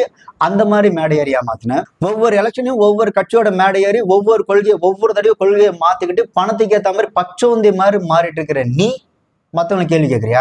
2017 இருந்து 2019 வரைக்கும் எடப்பாடி அவர்களுக்கு ஆதரவா கொடுக்குறா அப்படின்ற பேர்ல தூத்துக்குடியில 13 பேர் சுட்டுக் கொல்லப்பட்டதுக்கும் சித்தப்பா எடப்பாடி அவர்களுக்கும் எந்த விதமான ஒரு சம்பந்தமே கிடையாது. அப்படி சுடப்பட்டது துணை வட்டாட்சியரோட அவரோட அந்த தூண்டுதல் பேர் தான் சுடப்பட்டதை தவிர எடப்பாடி சித்தப்பா அவர்களுக்கும் இந்த ஆட்சிக்கும் அந்த கட்சிக்கும் எந்த சம்பந்தமும் கிடையாதுன்னு பேசின ஒரு கேவலமான ஒரு பச்சோந்தி தானடா நீ. அவருக்கே தெரியாமல் காவல்துறை மக்களை சுடுது. துணை முதல்வருக்கு தெரியாது, தலைமைச் செயலருக்கு தெரியாது, உள்துறை செயலாளருக்கு தெரியாது, உயர்ந்த காவல்துறை அதிகாரிகளுக்கு தெரியாது, மாவட்ட ஆட்சியருக்கு தெரியாது, வட்டாட்சியருக்கு தெரியாது, மாவட்ட காவல் கண்காணிப்பாளருக்கு தெரியாது. அப்ப யார் சுட சொன்னது? துணை வட்டாட்சியர். இவ்வளவு ஏன் இந்த பொள்ளாச்சி இந்த ரேப் கேஸ் இஷ்யூ நடந்ததுல அதை பத்தி ஒரு போராட்டமோ ஒரு பெருங்கூட்டமோ இந்த ஆள் எங்கேயுமே போடவே இல்லை. சின்னதா ஒரு அறிக்கையை மட்டும் கொடுத்து சிம்பிளா முடிச்சிட்டாப்ல. ஏன்னா அது அவங்களோட சித்தப்பா எடப்பாடியோட ஆட்சி அப்படின்றதுனால. இதை விட கேவலமான ஒரு விஷயம் என்ன தெரியுமா? இந்த தூத்துக்குடி கலவரத்துல அந்த இறந்ததுக்கு அப்புறம் அங்க வந்துட்டு அருணா ஜெகதீசன் கமிஷன் அப்படின்னு ஒண்ணு வச்சு ஒரு விசாரணை கமிஷன் நடந்தது. அந்த விசாரணை கமிஷன்ல இந்த மாதிரி நாம் தமிழர் கட்சி சார்பா இந்த மாதிரி இத்தனை பேர்லாம் போராடி இருக்கிறாங்க அப்படின்னு சொல்லி இந்த நாம் தமிழர் கட்சி தலைவர் சீமான் தான் இல்லையா, ஸோ அவரை கூப்பிட்டு விசாரிக்கும் போது அங்க சீமான் அவர்கள் என்ன சொல்லிட்டாரு அப்படின்னா, ஐயோ நம்மள எங்க வம்புல மாட்டி விட்டுற போறாங்களோ அப்படின்னு இந்த போராட்டத்தை இந்த மாதிரி அந்த இளைஞர்கள் போராடினாங்களா நாம் தமிழர் கட்சி சார்பா, அவங்க போராடினதுக்கும் எங்களுக்கும் எந்த விதமான சம்பந்தமும் கிடையாது. நாங்க இந்த போராட்டத்தை முன்னெடுக்கவே இல்லை, இவங்க போராடினதுக்கும் எங்களுக்கும் சம்மந்தமே கிடையாது, இது ஒரு தனிநபர் போராட்டம் தானே தவிர அதுக்கும் கட்சிக்கும் எந்த சம்மந்தமும் இல்லை அப்படின்னு அருணா ஜெகதீசன் கமிஷன்ல வாக்கு மூலம் கொடுத்தவன் தான் இந்த சீமான். இது வந்து ஒரு சின்ன உதாரணம் தான். இந்த சீமான் அவர்கள் மேடையில பேசுற நம்பி இந்த சீமான் அந்த கட்சியில இருக்கிற அந்த தம்பிகள் என்ன பண்ணுவாங்க அப்படின்னா, இவரு இவ்வளவு ஆக்ரோஷமா பேசுறாரு, நம்ம வந்துட்டு களத்துல இறங்கி போறாளா அப்படின்னு சொல்லி இவனுங்க களத்துல இறங்கி போராடி ஜெயிலுக்கு கேஸ் வாங்கிட்டு போயிடுவாங்க. சீமான் என்ன பண்ணுவாரு அப்படின்னா, அவங்க அந்த ஜெயிலுக்கு போனாங்களா அதை வச்சு திருநிதி போட்டு வசூல் வேட்டை நடத்தி சம்பாதிச்சுட்டு போயிட்டு அந்த இவங்களை நம்பி இந்த களத்துல இறங்கி போராடி ஜெயிலுக்கு போன மாதிரி கேஸ் வாங்கின மாதிரி அவங்களாம் கண்டுக்கிறதே கிடையாது. ஏன்னா இவரு அவங்கள வச்சு ஒரு பணம் சம்பாதிச்சுட்டு போயிட்டே இருப்பாப்ல. இப்படிதான் 2016 காவிரி பிரச்சனைக்காக சென்னையில நாம் தமிழர் கட்சி சார்பா ஒரு ஊர்வலம் நடந்தது. அதுல விக்னேஷ் அப்படின்ற ஒரு சகோதரர் பாத்தீங்கன்னா ஆர்வத்தின் மிகுதியா தீ குளிச்சு இறந்து போயிட்டார். அந்த இறந்து போன விக்னேஷ் அவர்களுக்கு மணிமண்டபம் கட்டுறோம் அப்படின்னு சொல்லி புலம்பெயர் தமிழர்கள்கிட்ட இருந்து, முக்கியமா வெளிநாட்டு தமிழர்கள்கிட்ட இருந்து ஃபண்டை கலெக்ஷன் பண்ணி இவனுங்களே ஆட்டை போட்டானுங்க. அதை அவங்க அம்மா கிட்ட கொடுக்கவே இல்லை. அவர் நினைவு மண்டபம் கட்டுறேன்னு சொல்லி வெளிநாடுகளில் பணம் வாங்கி அவங்களுக்குள்ள பிரிச்சுக்கிட்டாங்களே தவிர அவனுக்கு மணிமண்டபம் கட்டல. அதே மாதிரி விக்னேஷ் அவர்களுக்கு மன்னார்குடியில வீர வணக்கம் அப்படின்னு ஒண்ணு செலுத்தி, வீர வணக்கம் செலுத்தின அந்த டைம்லயே பாத்தீங்கன்னா 10 லட்ச ரூபாய் செக் வந்துட்டு விக்னேஷ் அவங்க அம்மாக்கு கொடுத்துருக்காங்க. ஆனா டிமான்டேஷன் ஒரு காரணமா காட்டி எங்களால அந்த காசை கொடுக்க முடியல அப்படின்னு அந்த மன்னார்குடி வீர வணக்கத்துல 10 லட்சம் செக் கொடுத்தாங்க பாருங்க, அந்த காசையும் கொடுக்கவே இல்லை. விக்னேஷ் அந்த கட்சி அவன் உயிர் தியாகம் செய்ததுக்கு பிறகு 3வது மாசம் மன்னார்குடியில் ஒரு வீர வணக்க பொதுக்கூட்டம் நடத்தினாங்க. அதுக்கு சீமான் வந்தபோது ஒரு 10 லட்ச ரூபாய்க்கு செக் ஒன்று எழுதி எங்கள்கிட்ட கொடுத்துட்டு, நவம்பர் 8 பண மதிப்பிழப்பு நடவடிக்கையில் நஷ்டமாயிடுச்சு, நாங்கள் பிறகு செய்கிறோமா அப்படின்னு சொல்லிட்டு போனாங்க. அதுக்கப்புறம் அவங்க எங்களுக்கு எதுவும் செய்யலை. ஆனா ஏதாவது பரவாயில்ல, விக்னேஷ் அவங்க அம்மாவுக்கு பார்த்தீங்கன்னா இந்த கண்ணில் ஏதோ பிரச்சனை அப்படின்னு சொல்லி ஆப்ரேஷன் பண்ணணும்னு இவங்க ரகசியமா சீமான் கிட்டையும் அவங்க கூட ஒரு அல்லக்கு ஒருத்தர்ப்பா 2வது வருஷம் சேர்ந்து அவங்க கிட்டையும் சொல்லியிருக்கிறாங்க. இவனுங்க என்ன பண்ணிட்டானுங்க அப்படின்னா, இந்த மாதிரி விக்னேஷ் அவங்க அம்மாவுக்கு ஆப்ரேஷன் பண்ணணும்னு இந்த முகநூல்ல போஸ்ட் போட்டு அதுக்கு ஒரு ஃபண்டை கலெக்ஷன் பண்ணி அதை இவனுங்க ஆட்டையை போட்டானுங்க. வெளிநாட்டுல இருந்து கேட்டாங்க, அம்மா தம்பி இறந்து கொஞ்ச நாள் தான் ஆகுது, அதுக்குள்ள உங்களுக்கு கண்ணில் அறுவை சிகிச்சைன்னு சொல்லி கேள்விப்பட்டோம், என்ன பண்ணுது, எந்த டாக்டர்கிட்ட காமிக்கிறீங்க, பண உதவி கேட்டிருக்காங்களே அப்படின்னு. அப்போ எனக்கு ரொம்ப பிள்ளையை இழந்த வேதனையை விட இது மிகுந்த வேதனையை கொடுத்தது. நம்ம மருத்துவமனைக்கே போகலை, கண்ணில் பிரச்சனை இருக்கிறது உண்மைதான், ஆனால் அதுக்காக மருத்துவமனைக்கு போகாமலேயே எனக்கு அறுவை சிகிச்சைன்னு யார் முடிவு பண்ணது அப்படின்ற அந்த வேகம்லாம் இருந்தது. அதை விட்டு நாங்கள் வெளியில் இவங்க கூட பயணிக்கிறது இனி நல்லதில்லை அப்படின்னு சொல்லிட்டு தான் வெளியில் வந்தோம். இந்த பிரச்சனை இந்த விக்னேஷ் அவங்க அம்மாவுக்கு தெரிஞ்சோன்னா அவங்க ஒரு பிரஸ் மீட் மாதிரி வச்சு இந்த மாதிரி மணிமண்டபம் கட்டுறோம்னு சொல்லி காசு கலெக்ட் பண்ணி ஏமாத்திருக்கிறாங்க. அதே மாதிரி அந்த 10 லட்சம் செக் கொடுத்தாங்களே அந்த காசும் அவங்க தரவே இல்லை. அதை விட முக்கியமா எனக்கு இந்த கண்ணில் ஆப்ரேஷன் பண்ணணும் அப்படின்னு சொல்லி அதையும் எனக்கே தெரியாம அவங்களாம் போஸ்ட்லாம் போட்டு காசு கலெக்ட் பண்ணி அவங்களே செலவு பண்ணிட்டாங்க. அதுக்கும் எனக்கு எந்த சம்மந்தமும் இல்லை. இதை நான் ஏன் சொல்றேன் அப்படின்னா, இந்த மாதிரி புலம்பெயர் தமிழர்கள், வெளிநாட்டு வாழ் தமிழர்கள்லாம் ஃபோன் பண்ணி கேட்குறாங்க, இந்த மாதிரி நீங்கள் கண் ஆப்ரேஷன் காசு அமிச்சமே, ஆப்ரேஷன் நல்லபடியாக முடிஞ்சான்னு சொல்லி என்னை கேட்டாங்க. எனக்கே அப்போதான் தெரியும் என்னோட அந்த கண் ஆப்ரேஷன் அப்படின்ற ஒரு காரணத்தை வச்சு இவங்க ஒரு பெரிய வசூலை நிதியாக திரட்டி இவங்களே எடுத்துக்கிட்டாங்கன்றது எனக்கு அப்போதான் தெரியும் அப்படின்னு அவங்க ப்ரெஸ் மீட்ல ஓப்பனாக சொன்னாங்க. அதுக்கு கீழே இந்த நாம் தமிழர் தும்பிகள் போட்டு என்ன கமெண்ட் பண்ணுறாங்கன்னா, அம்மா ஏன் இப்படிலாம் பேசுறீங்க, உங்களுக்கு பின்னாடி யார் இருக்காங்க, உங்களை யாரோ தூண்டி விடுறாங்க. ஏண்டா ஒரு அம்மா அவங்களோட பையனோட பேரை சொல்லி ஏமாத்தி இந்த மாதிரி எங்களை ஏமாத்துறாங்க அப்படின்னு சொல்லி ஒரு ஆதங்கத்துல பேசினா உங்களை யாரு இந்த மாதிரி தூண்டிவிட்டு பேசுறாங்க சொல்றியே, நீலாம் உண்மையிலே மனுஷ ஜென்மம் தானே. நாங்க எதிர்பார்க்கல. அவங்களா சொன்னது விக்னேஷ்க்கு அதாவது 30லேருந்து 40 லட்சத்துக்குள்ள ஒரு இடத்த பாருங்க, முதல்ல இடத்த வாங்குவோம், அதுக்கப்புறம் மணிமண்டபமும் வீடும் கட்டுவோம்னு சொன்னது அவங்க. நாங்க எதுவுமே எந்த நிபந்தனையும் நாங்க அவங்கள்ட்ட வைக்கவே கிடையாது. அவங்களாவே சொன்னாங்க எல்லாம் பண்றோன்னு, அவங்களாவே செய்யவும் இல்லை. அது நாங்களும் அதோட விட்டுட்டோம். அதுக்கு பிறகு இன்னும் தவறான விமர்சனங்கள் கூட வருது. அதாவது நாங்கள் விக்னேஷுக்கு பிறகு நாங்கள் பெற்றோர்கள் அந்த கட்சியில் போய் நாங்கள் ஏதோ உறுப்பினராக இருந்தது மாதிரியும் மிகப்பெரிய ஒரு பொறுப்பில் இருந்தோம், குடுக்கல் வாங்கல் பிரச்சனையில் தான் நாங்கள் வெளியில் வந்துட்டோம் அப்படிங்கிற மாதிரி தவறான சித்தரிப்புகள் நிறைய போயிட்டுருக்கு. அது ரொம்ப பிள்ளையை இழந்ததை விட மிகப்பெரிய எங்களுக்கு வலியை கொடுக்குது. இன்றைக்கி இந்த ஊடக அன்பர்கள் எப்படியாவது எல்லாருக்கும் இந்த கருத்தை நீங்கள் அவசியம் கொண்டு சேர்க்கணும். நாங்கள் அந்த கட்சியில் உறுப்பினரும் இல்லை, ஒன்றும் இல்லை, பொறுப்புலையும் கிடையாது. காவிரி மேலாண்மை வாரியம் அமைக்கிற வரைக்கும் நாங்கள் உங்கள் கூட பயணிப்போம்னு சொல்லிட்டு தான் நாங்கள் பயணிச்சோமே தவிர எங்களுக்கு அது ஒரு கடமையாக நினச்சி போனோம். நாங்கள் கட்சியில் இருக்கணும், நாங்கள் எந்த கட்சியில் இன்றைக்கும் நாங்கள் ஒரு இந்த நாட்டினுடைய ஒரு சாதாரண பிரஜையை நாங்கள் பதிவு பண்ணுறோம். எனக்கு அதாவது அம்மாவுக்கு கண்ணில் அறுவை சிகிச்சை, பண உதவி வேணும், இப்படிலாம் தவறான பதிவுகள்லாம் போட்டு இப்போ எங்களை விக்னேஷனுடைய பெற்றோரை நாங்கள் பார்த்துக்குறோம் அப்படின்னு சொல்லி இளைஞர்களுக்கு பணம் பறிக்கிறது எங்களுக்கு பிடிக்காத ஒன்று. அதனால நாங்கள் அதை அருவருப்பாக இருந்து வெளியில் வந்துட்டோம். நீங்கள் உண்மையை யாரா கேட்கணும், விக்னேஷ்க்கு மணிமண்டபம் கட்டுறோம் அப்படின்னு சொல்லி திருநிதி வசூல் பண்ணி நீங்களே ஆட்டையப்பட்டீங்களே, இது எந்த வகையில நியாயம்னு நீங்கள் சீமான் கிட்ட தான்டா கேட்கணும். இந்த மாதிரி அந்த அம்மாவுக்கு கண் ஆப்ரேஷன் பண்ணுறா அப்படின்னு சொல்லி அதை ஒரு திருநிதி போட்டு வசூல் பண்ணி நீங்களே இப்படி எடுத்துக்கீங்களான்னு சொல்லி நீங்கள் சீமானை தான்டா கேட்கணும். அவங்க இந்த மாதிரி அட்லாம் அவங்க எனக்கு இந்த மாதிரி மணிமண்டபம் கட்டி கொடுங்க, பணம் கொடுங்க அப்படின்னு அவங்க கேட்கவே இல்லை. அவங்க என்ன சொல்றாங்க அப்படின்னா, என் பையனோட பேரை வச்சு என் பேரை வச்சு இந்த மாதிரி ஏமாத்துறாங்க, உஷாரா இருங்க, இனிமே யாரும் என் பேரை சொல்லியோ இல்லை என் பையனோட பேரை சொல்லியோ காசு கேட்டா கொடுக்காதீங்கன்னு அவங்க இன்ஃபார்ம் பண்றாங்கடா. அவங்க பணம் கேட்கல. இன்னொன்று அவங்க பேசும்போது இன்னும் உங்க பேச்சுல திமிர் தெரியுது. அட்லாம் அவங்க ஒரு கம்யூனிஸ்ட் ஃபேமிலி, அவங்க எதா இருந்தாலும் தைரியமா ஃபேஸ் பண்ணக்கூடிய ஆட்கள், அவங்க பேச்சு அப்படிதான் இருக்கும். அங்க போயிட்டு அவங்கள யாரோ பின்னாடி இருந்து கேட்கறாங்க, ஏன்டா திருநிதி திரட்டி வசூல் பண்ணி ஏமாத்தி தின்றுருக்கவன் ஒருத்தன் அவனை கேட்க துப்பு இல்லாம அந்த அம்மா தன்னோட பையனோட பேரு சொல்லி இப்படி ஏமாத்தி சாப்பிடுறாங்களே அப்படின்னு ஒரு ஆதங்கத்துல பேசினா அது கீழே போட்டு முட்டாள்தனமா கமெண்ட் பண்ணிட்டு இருக்கிறானுங்க இந்த ஜாம்பிஸ் தும்பிங்க. நீங்க ஒரு விஷயத்த தெளிவா புரிஞ்சுங்கடா. ஆக்சுவலா சீமான் அவர்களுக்கு பணம் சம்பாதிக்கிறதுக்கான ஒரு வழிதான் இந்த நாம் தமிழர் கட்சி, இந்த அரசியலே தவிர மற்றபடி கொள்கை கோட்பாடு அப்படிலாம் ஒரு மயிரும் கிடையாது. நீங்க சீமான் கிட்ட போயிட்டு திமுகவையும் எதிர்க்கிறீங்க, கலைஞரையும் எதிர்க்கிறீங்க அப்படின்னு கேட்டா, என் இன மக்களை, இலங்கையில் என்னோட மக்களை கொன்று குவிச்ச இந்த திமுக அரசு அப்படின்னு கத்தி கத்தி பேசணும் தவிர அதுக்கான ஆக்சுவல் காரணத்தை சொல்லவே மாட்டான். இப்போ சீமான் சொல்றாப்புல, இந்த திமுக நான் இதனால தான் எதிர்க்கிறேன், இலங்கை பிரபாகரனுக்கு எதிராக செயல்பட்டாங்க அதனால தான் எதிர்க்கிறேன் அப்படின்னு சொல்றாப்புல. 2011 எலெக்ஷன்ல ஜெயலலிதா அவர்களை ஆதரிச்சு ஜெயலலிதா அவர்களை ஈழத்தாய் அப்படின்னு பாராட்டினது சீமான் அவர்கள் தான். அதே மாதிரி 2014 எலெக்ஷன்லையும் இலை மலர்ந்தால் ஈழம் மலரும் அப்படின்னு சொல்லி ஓட்டு கேட்டு ஜெயலலிதாவுக்கு ஆதரவா கேன்வாஸ் பண்ணது சீமான் அவர்கள் தான். இப்போ இதை ஏன் நான் சொல்றேன் அப்படின்னா, இந்த சீமான் அவர்கள் சொல்றாருல, கலைஞர் திமுக இவங்க தான் வந்துட்டு பிரபாகரனுக்கு எதிராக செயல்பட்டாங்க அப்படின்னு சொல்ற அந்த திமுக கூட பிரபாகரனை கைது செய்து தூக்கிலிட வேண்டும் அப்படின்னு திமுக கூட சொல்ல, பிரபாகரனை கைது செய்து தூக்கிலிட வேண்டும் அப்படின்னு சொன்னது ஜெயலலிதா அவர்கள். சொன்னது மட்டும் இல்லாம சட்டசபையில அந்த தீர்மானத்தை நிறைவேற்றினாங்க ஜெயலலிதா அவர்கள், பிரபாகரனை கைது செய்து தூக்கிலிட வேண்டும் அப்படின்னு. அதே மாதிரி விடுதலை புலிகளும் பிரபாகரன் அவர்களும் அங்கே வாழ்கின்ற, இலங்கையில் வாழ்கின்ற அப்பாவி தமிழர்களை கேடயமாக பயன்படுத்தி அவங்க தப்பிச்சுக்கிறாங்க அப்படின்னு ஓப்பனா ஸ்டேட்மெண்ட் கொடுத்தது ஜெயலலிதா அவர்கள்.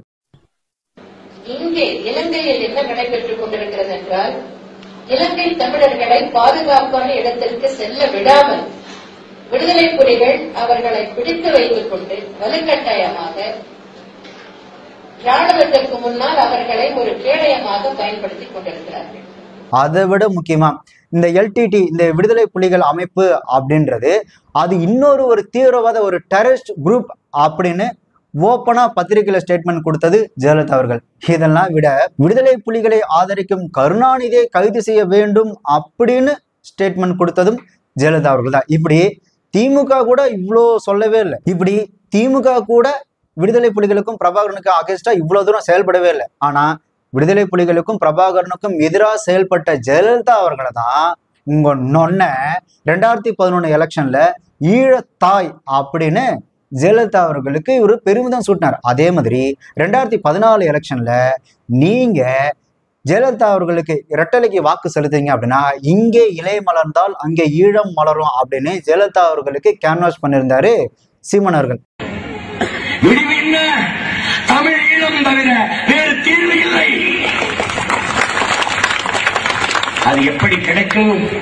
போர் அங்கே நடக்கும். போராட்டமும் அரசியலும் இந்த மண்ணில் தான் நடக்க வேண்டும். அதற்கு வழி இங்கே இலை மலர்ந்தால் அங்கே ஈழம் மலரும். இங்கே இலை மலர்ந்தால் அங்கே ஈழம் மலரும் என்று சொல்லுகிற ஒரே தலைவர் அம்மையார் ஜெயலலிதா அவர்கள் மட்டும்தான் என்பதை நீங்கள் கவனிக்கலாம். இடையிலே சின்னம் இருக்கிறது. இதை பயன்படுத்திய அன்பு மக்களே நல்லா புரிஞ்சுக்க, பிரபாகரனை கைது செய்து தூக்கிலிட வேண்டும் சொன்ன ஜெயலலிதாவுக்கு ஆதரவா தான் உங்க நொன்ன சீமான் அவர்கள் ஆதரவு திரட்டி எலெக்ஷன்ல கேன்வாஸ் பண்ணாங்க. இதுல இன்னொரு ஹைலைட் என்ன அப்படின்னு பாத்தீங்கன்னா, இங்க தமிழ்நாட்டுல பிஜேபிக்கு எதிராக பயங்கரமா ஆவேசமா கத்தி பேசிட்டு அந்த பக்கம் நார்த்ல போயிட்டு பிஜேபியில இருக்கிறவங்க கூட மோடிக்கு அப்பேற்பட்ட ஒரு ஜால்ரா ஜிங்ஸா அடிச்சிருக்க மாட்டாங்க. அப்படி ஒரு ஜிங்ஸா அடிச்சிருந்தாப்புல நொன்ன சீமான் அவர்கள். இங்க தமிழ்நாட்டுல பாத்தீங்கன்னா பிஜேபிக்கு எதிர்ப்பு, அங்க போயிட்டு பொட்டி வாங்கிட்டு பிஜேபிக்கு ஆதரவு. குஜராத் மாநிலத்தை ஆளுகிற நரேந்திர மோடி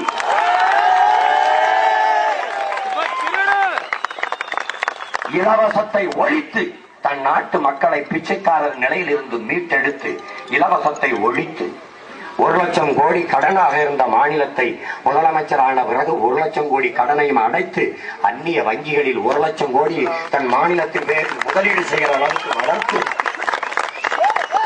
தன் நாட்டு மக்களுக்கு தடையற்ற மின்சாரத்தை தந்து உழைக்கும் விவசாய பெருமக்களை பாதுகாத்து விவசாயத்திற்கு ஊக்கத்தொகை கொடுத்து விவசாயத்தை பெருக்கி என் அன்பு மக்களே இந்தியாவில் முதன்மை மாநிலமாக உலகத்தில் 2வது மாநிலமாக மாற்றி நிறுத்தியிருக்கிறாரே. இதுல ஹைலைட் என்னன்னா, 2011 பிஜேபிக்கு ஆதரவு அப்படின்றத தாண்டி சிவசேனா கட்சிக்காக தனிப்பட்ட முறையில் போய் கேம்பெயின், அதாவது தனிப்பட்ட முறைன்னு சொல்ல முடியாது, நாம் தமிழர் கட்சி தானே. ஸோ நாம் தமிழர் கட்சி சார்பா போய் பிஜேபி சிவசேனா கட்சிக்கு ஆதரவா கேன்வாஸ் பண்ணியிருந்தாரு சீமான் அவர்கள். இந்த 2007 இருந்து 2011 வரைக்கும் ஜெயலலிதா அவர்களுக்கு சீமான் அவர்கள் ஆதரவா செயல்பட்டு இந்த எலெக்ஷன் கேன்வாஷிங் பண்ணதுக்கு இன்னொரு மிக முக்கியமான ஒரு காரணம் ஒன்று இருக்கு. அது என்னன்னா, அப்போது அந்த சபாநாயகராக காளிமுத்து அவர்கள் இருந்தாங்களா ஏடிஎம்கேல, அவரோட பொண்ணு கயல்விழியை கல்யாணம் பண்றதுக்காக தான் இந்த 2007 இருந்து 2011 வரைக்கும் ஜெயலலிதா அவர்களுக்கு ஆதரவா கேன்வாஸ் பண்ணதுக்கான காரணமே.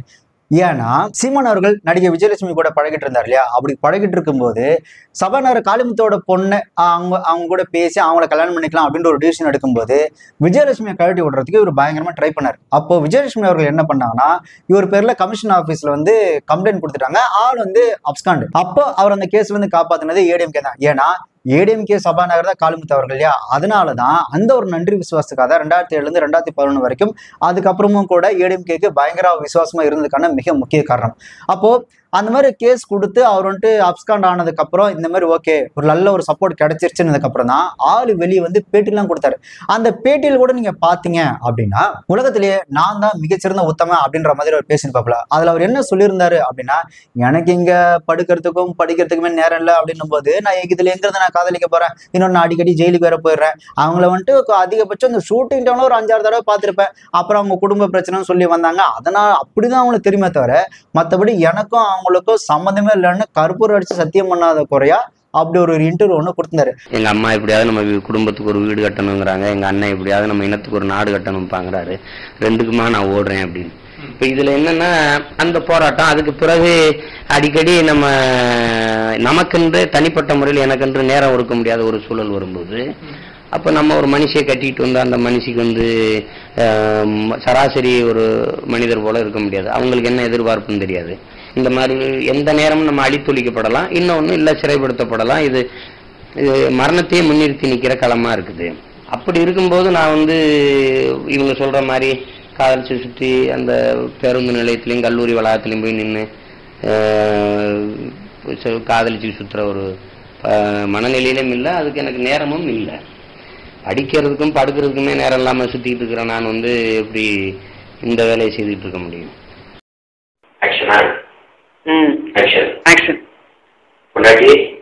மாமாவை நீ நல்லதா நினைக்காத. என்ன மாமா இப்படிலாம் சொல்றீங்க? சந்திச்சு தானே பேசியிருக்கணும். அதை விட்டுட்டு நேரடியா காவல் அதிகாரிகள்கிட்ட போய் நீங்க புகாரை கொடுத்தீங்கன்னா, என்னை கற்பழிச்சிட்டாரு, என்னை ஏமாத்தி விட்டாரு, என்னை கல்யாணம் 3 வருஷம் பண்ணா 3 வருஷமா காதலிச்சு என்னை ஏமாத்திட்டாருன்னா 1 வருஷம் முழுக்க சிறையிலே இருந்திருக்கேன். அப்புறம் இதுல எங்கிட்டு போய் நான் காதலிச்சு சுத்துனேன்?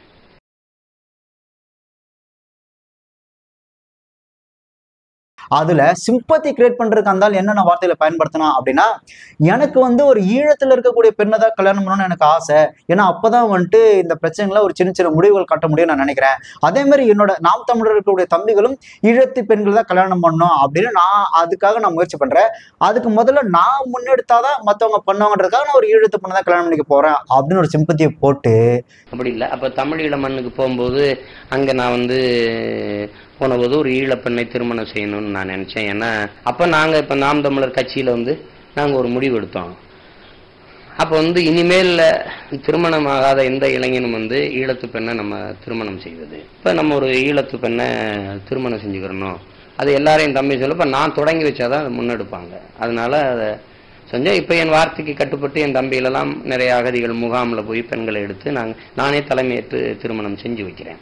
இன்னொன்னு, உங்க மகன் நான் தப்பு பண்ண மாட்டேன் அப்படின்னு நீங்க நான் நம்பணும். அப்படி நம்பினா தானே நான் உங்களுக்காக போராட முடியும். அப்படி நீங்களே என்ன நம்பலனா, ஆமா என்னை இவங்க நம்பவே இல்லை, அப்புறம் இந்த மக்களுக்கு நான் ஏன் போராடணும் அப்படின்ற மாதிரி அந்த பயங்கர சிம்பத்தியா பேசியிருந்தேன். இந்த நேரத்தில் என் மக்கள் என்னை எப்படியாவது வீழ்த்திடணும்னு நினைக்கும் போதுதான் என்னை நேசிக்கிற என் உறவுகள் வந்து எனக்கு ஆதரவா நிக்கணும்.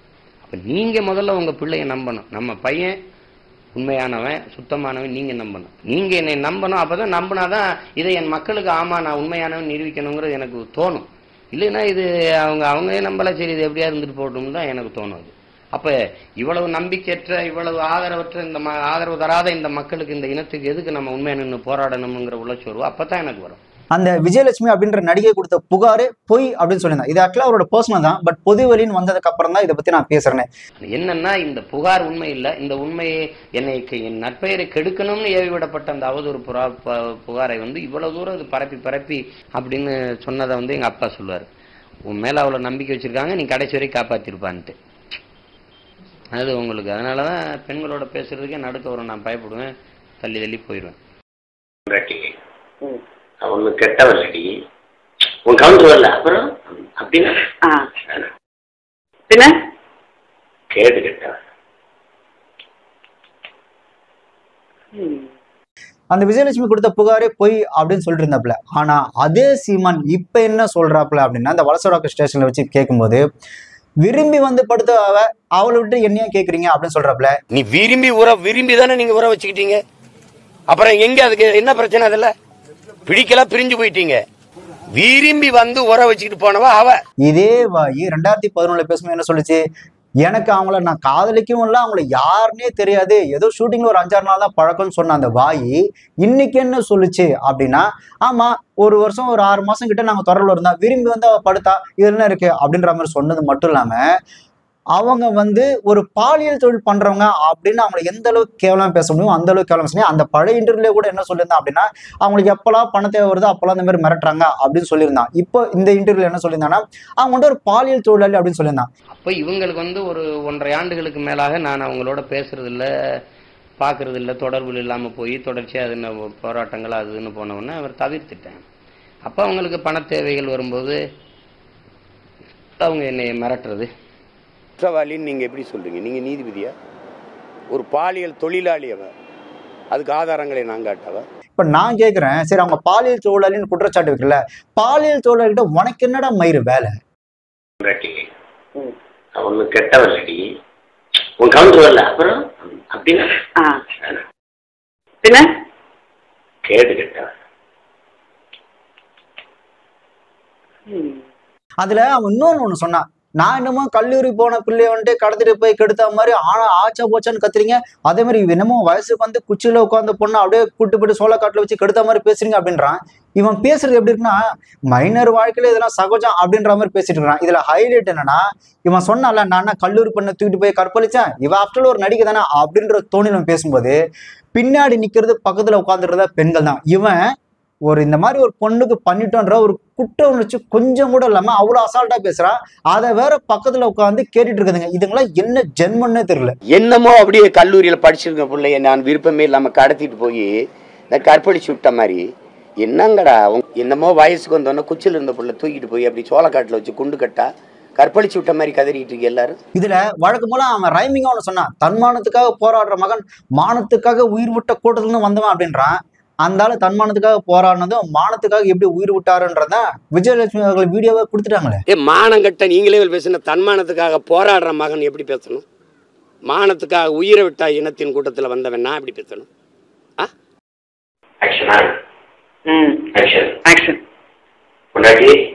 மாமாவை நீ நல்லதா நினைக்காத. என்ன மாமா இப்படிலாம் சொல்றீங்க?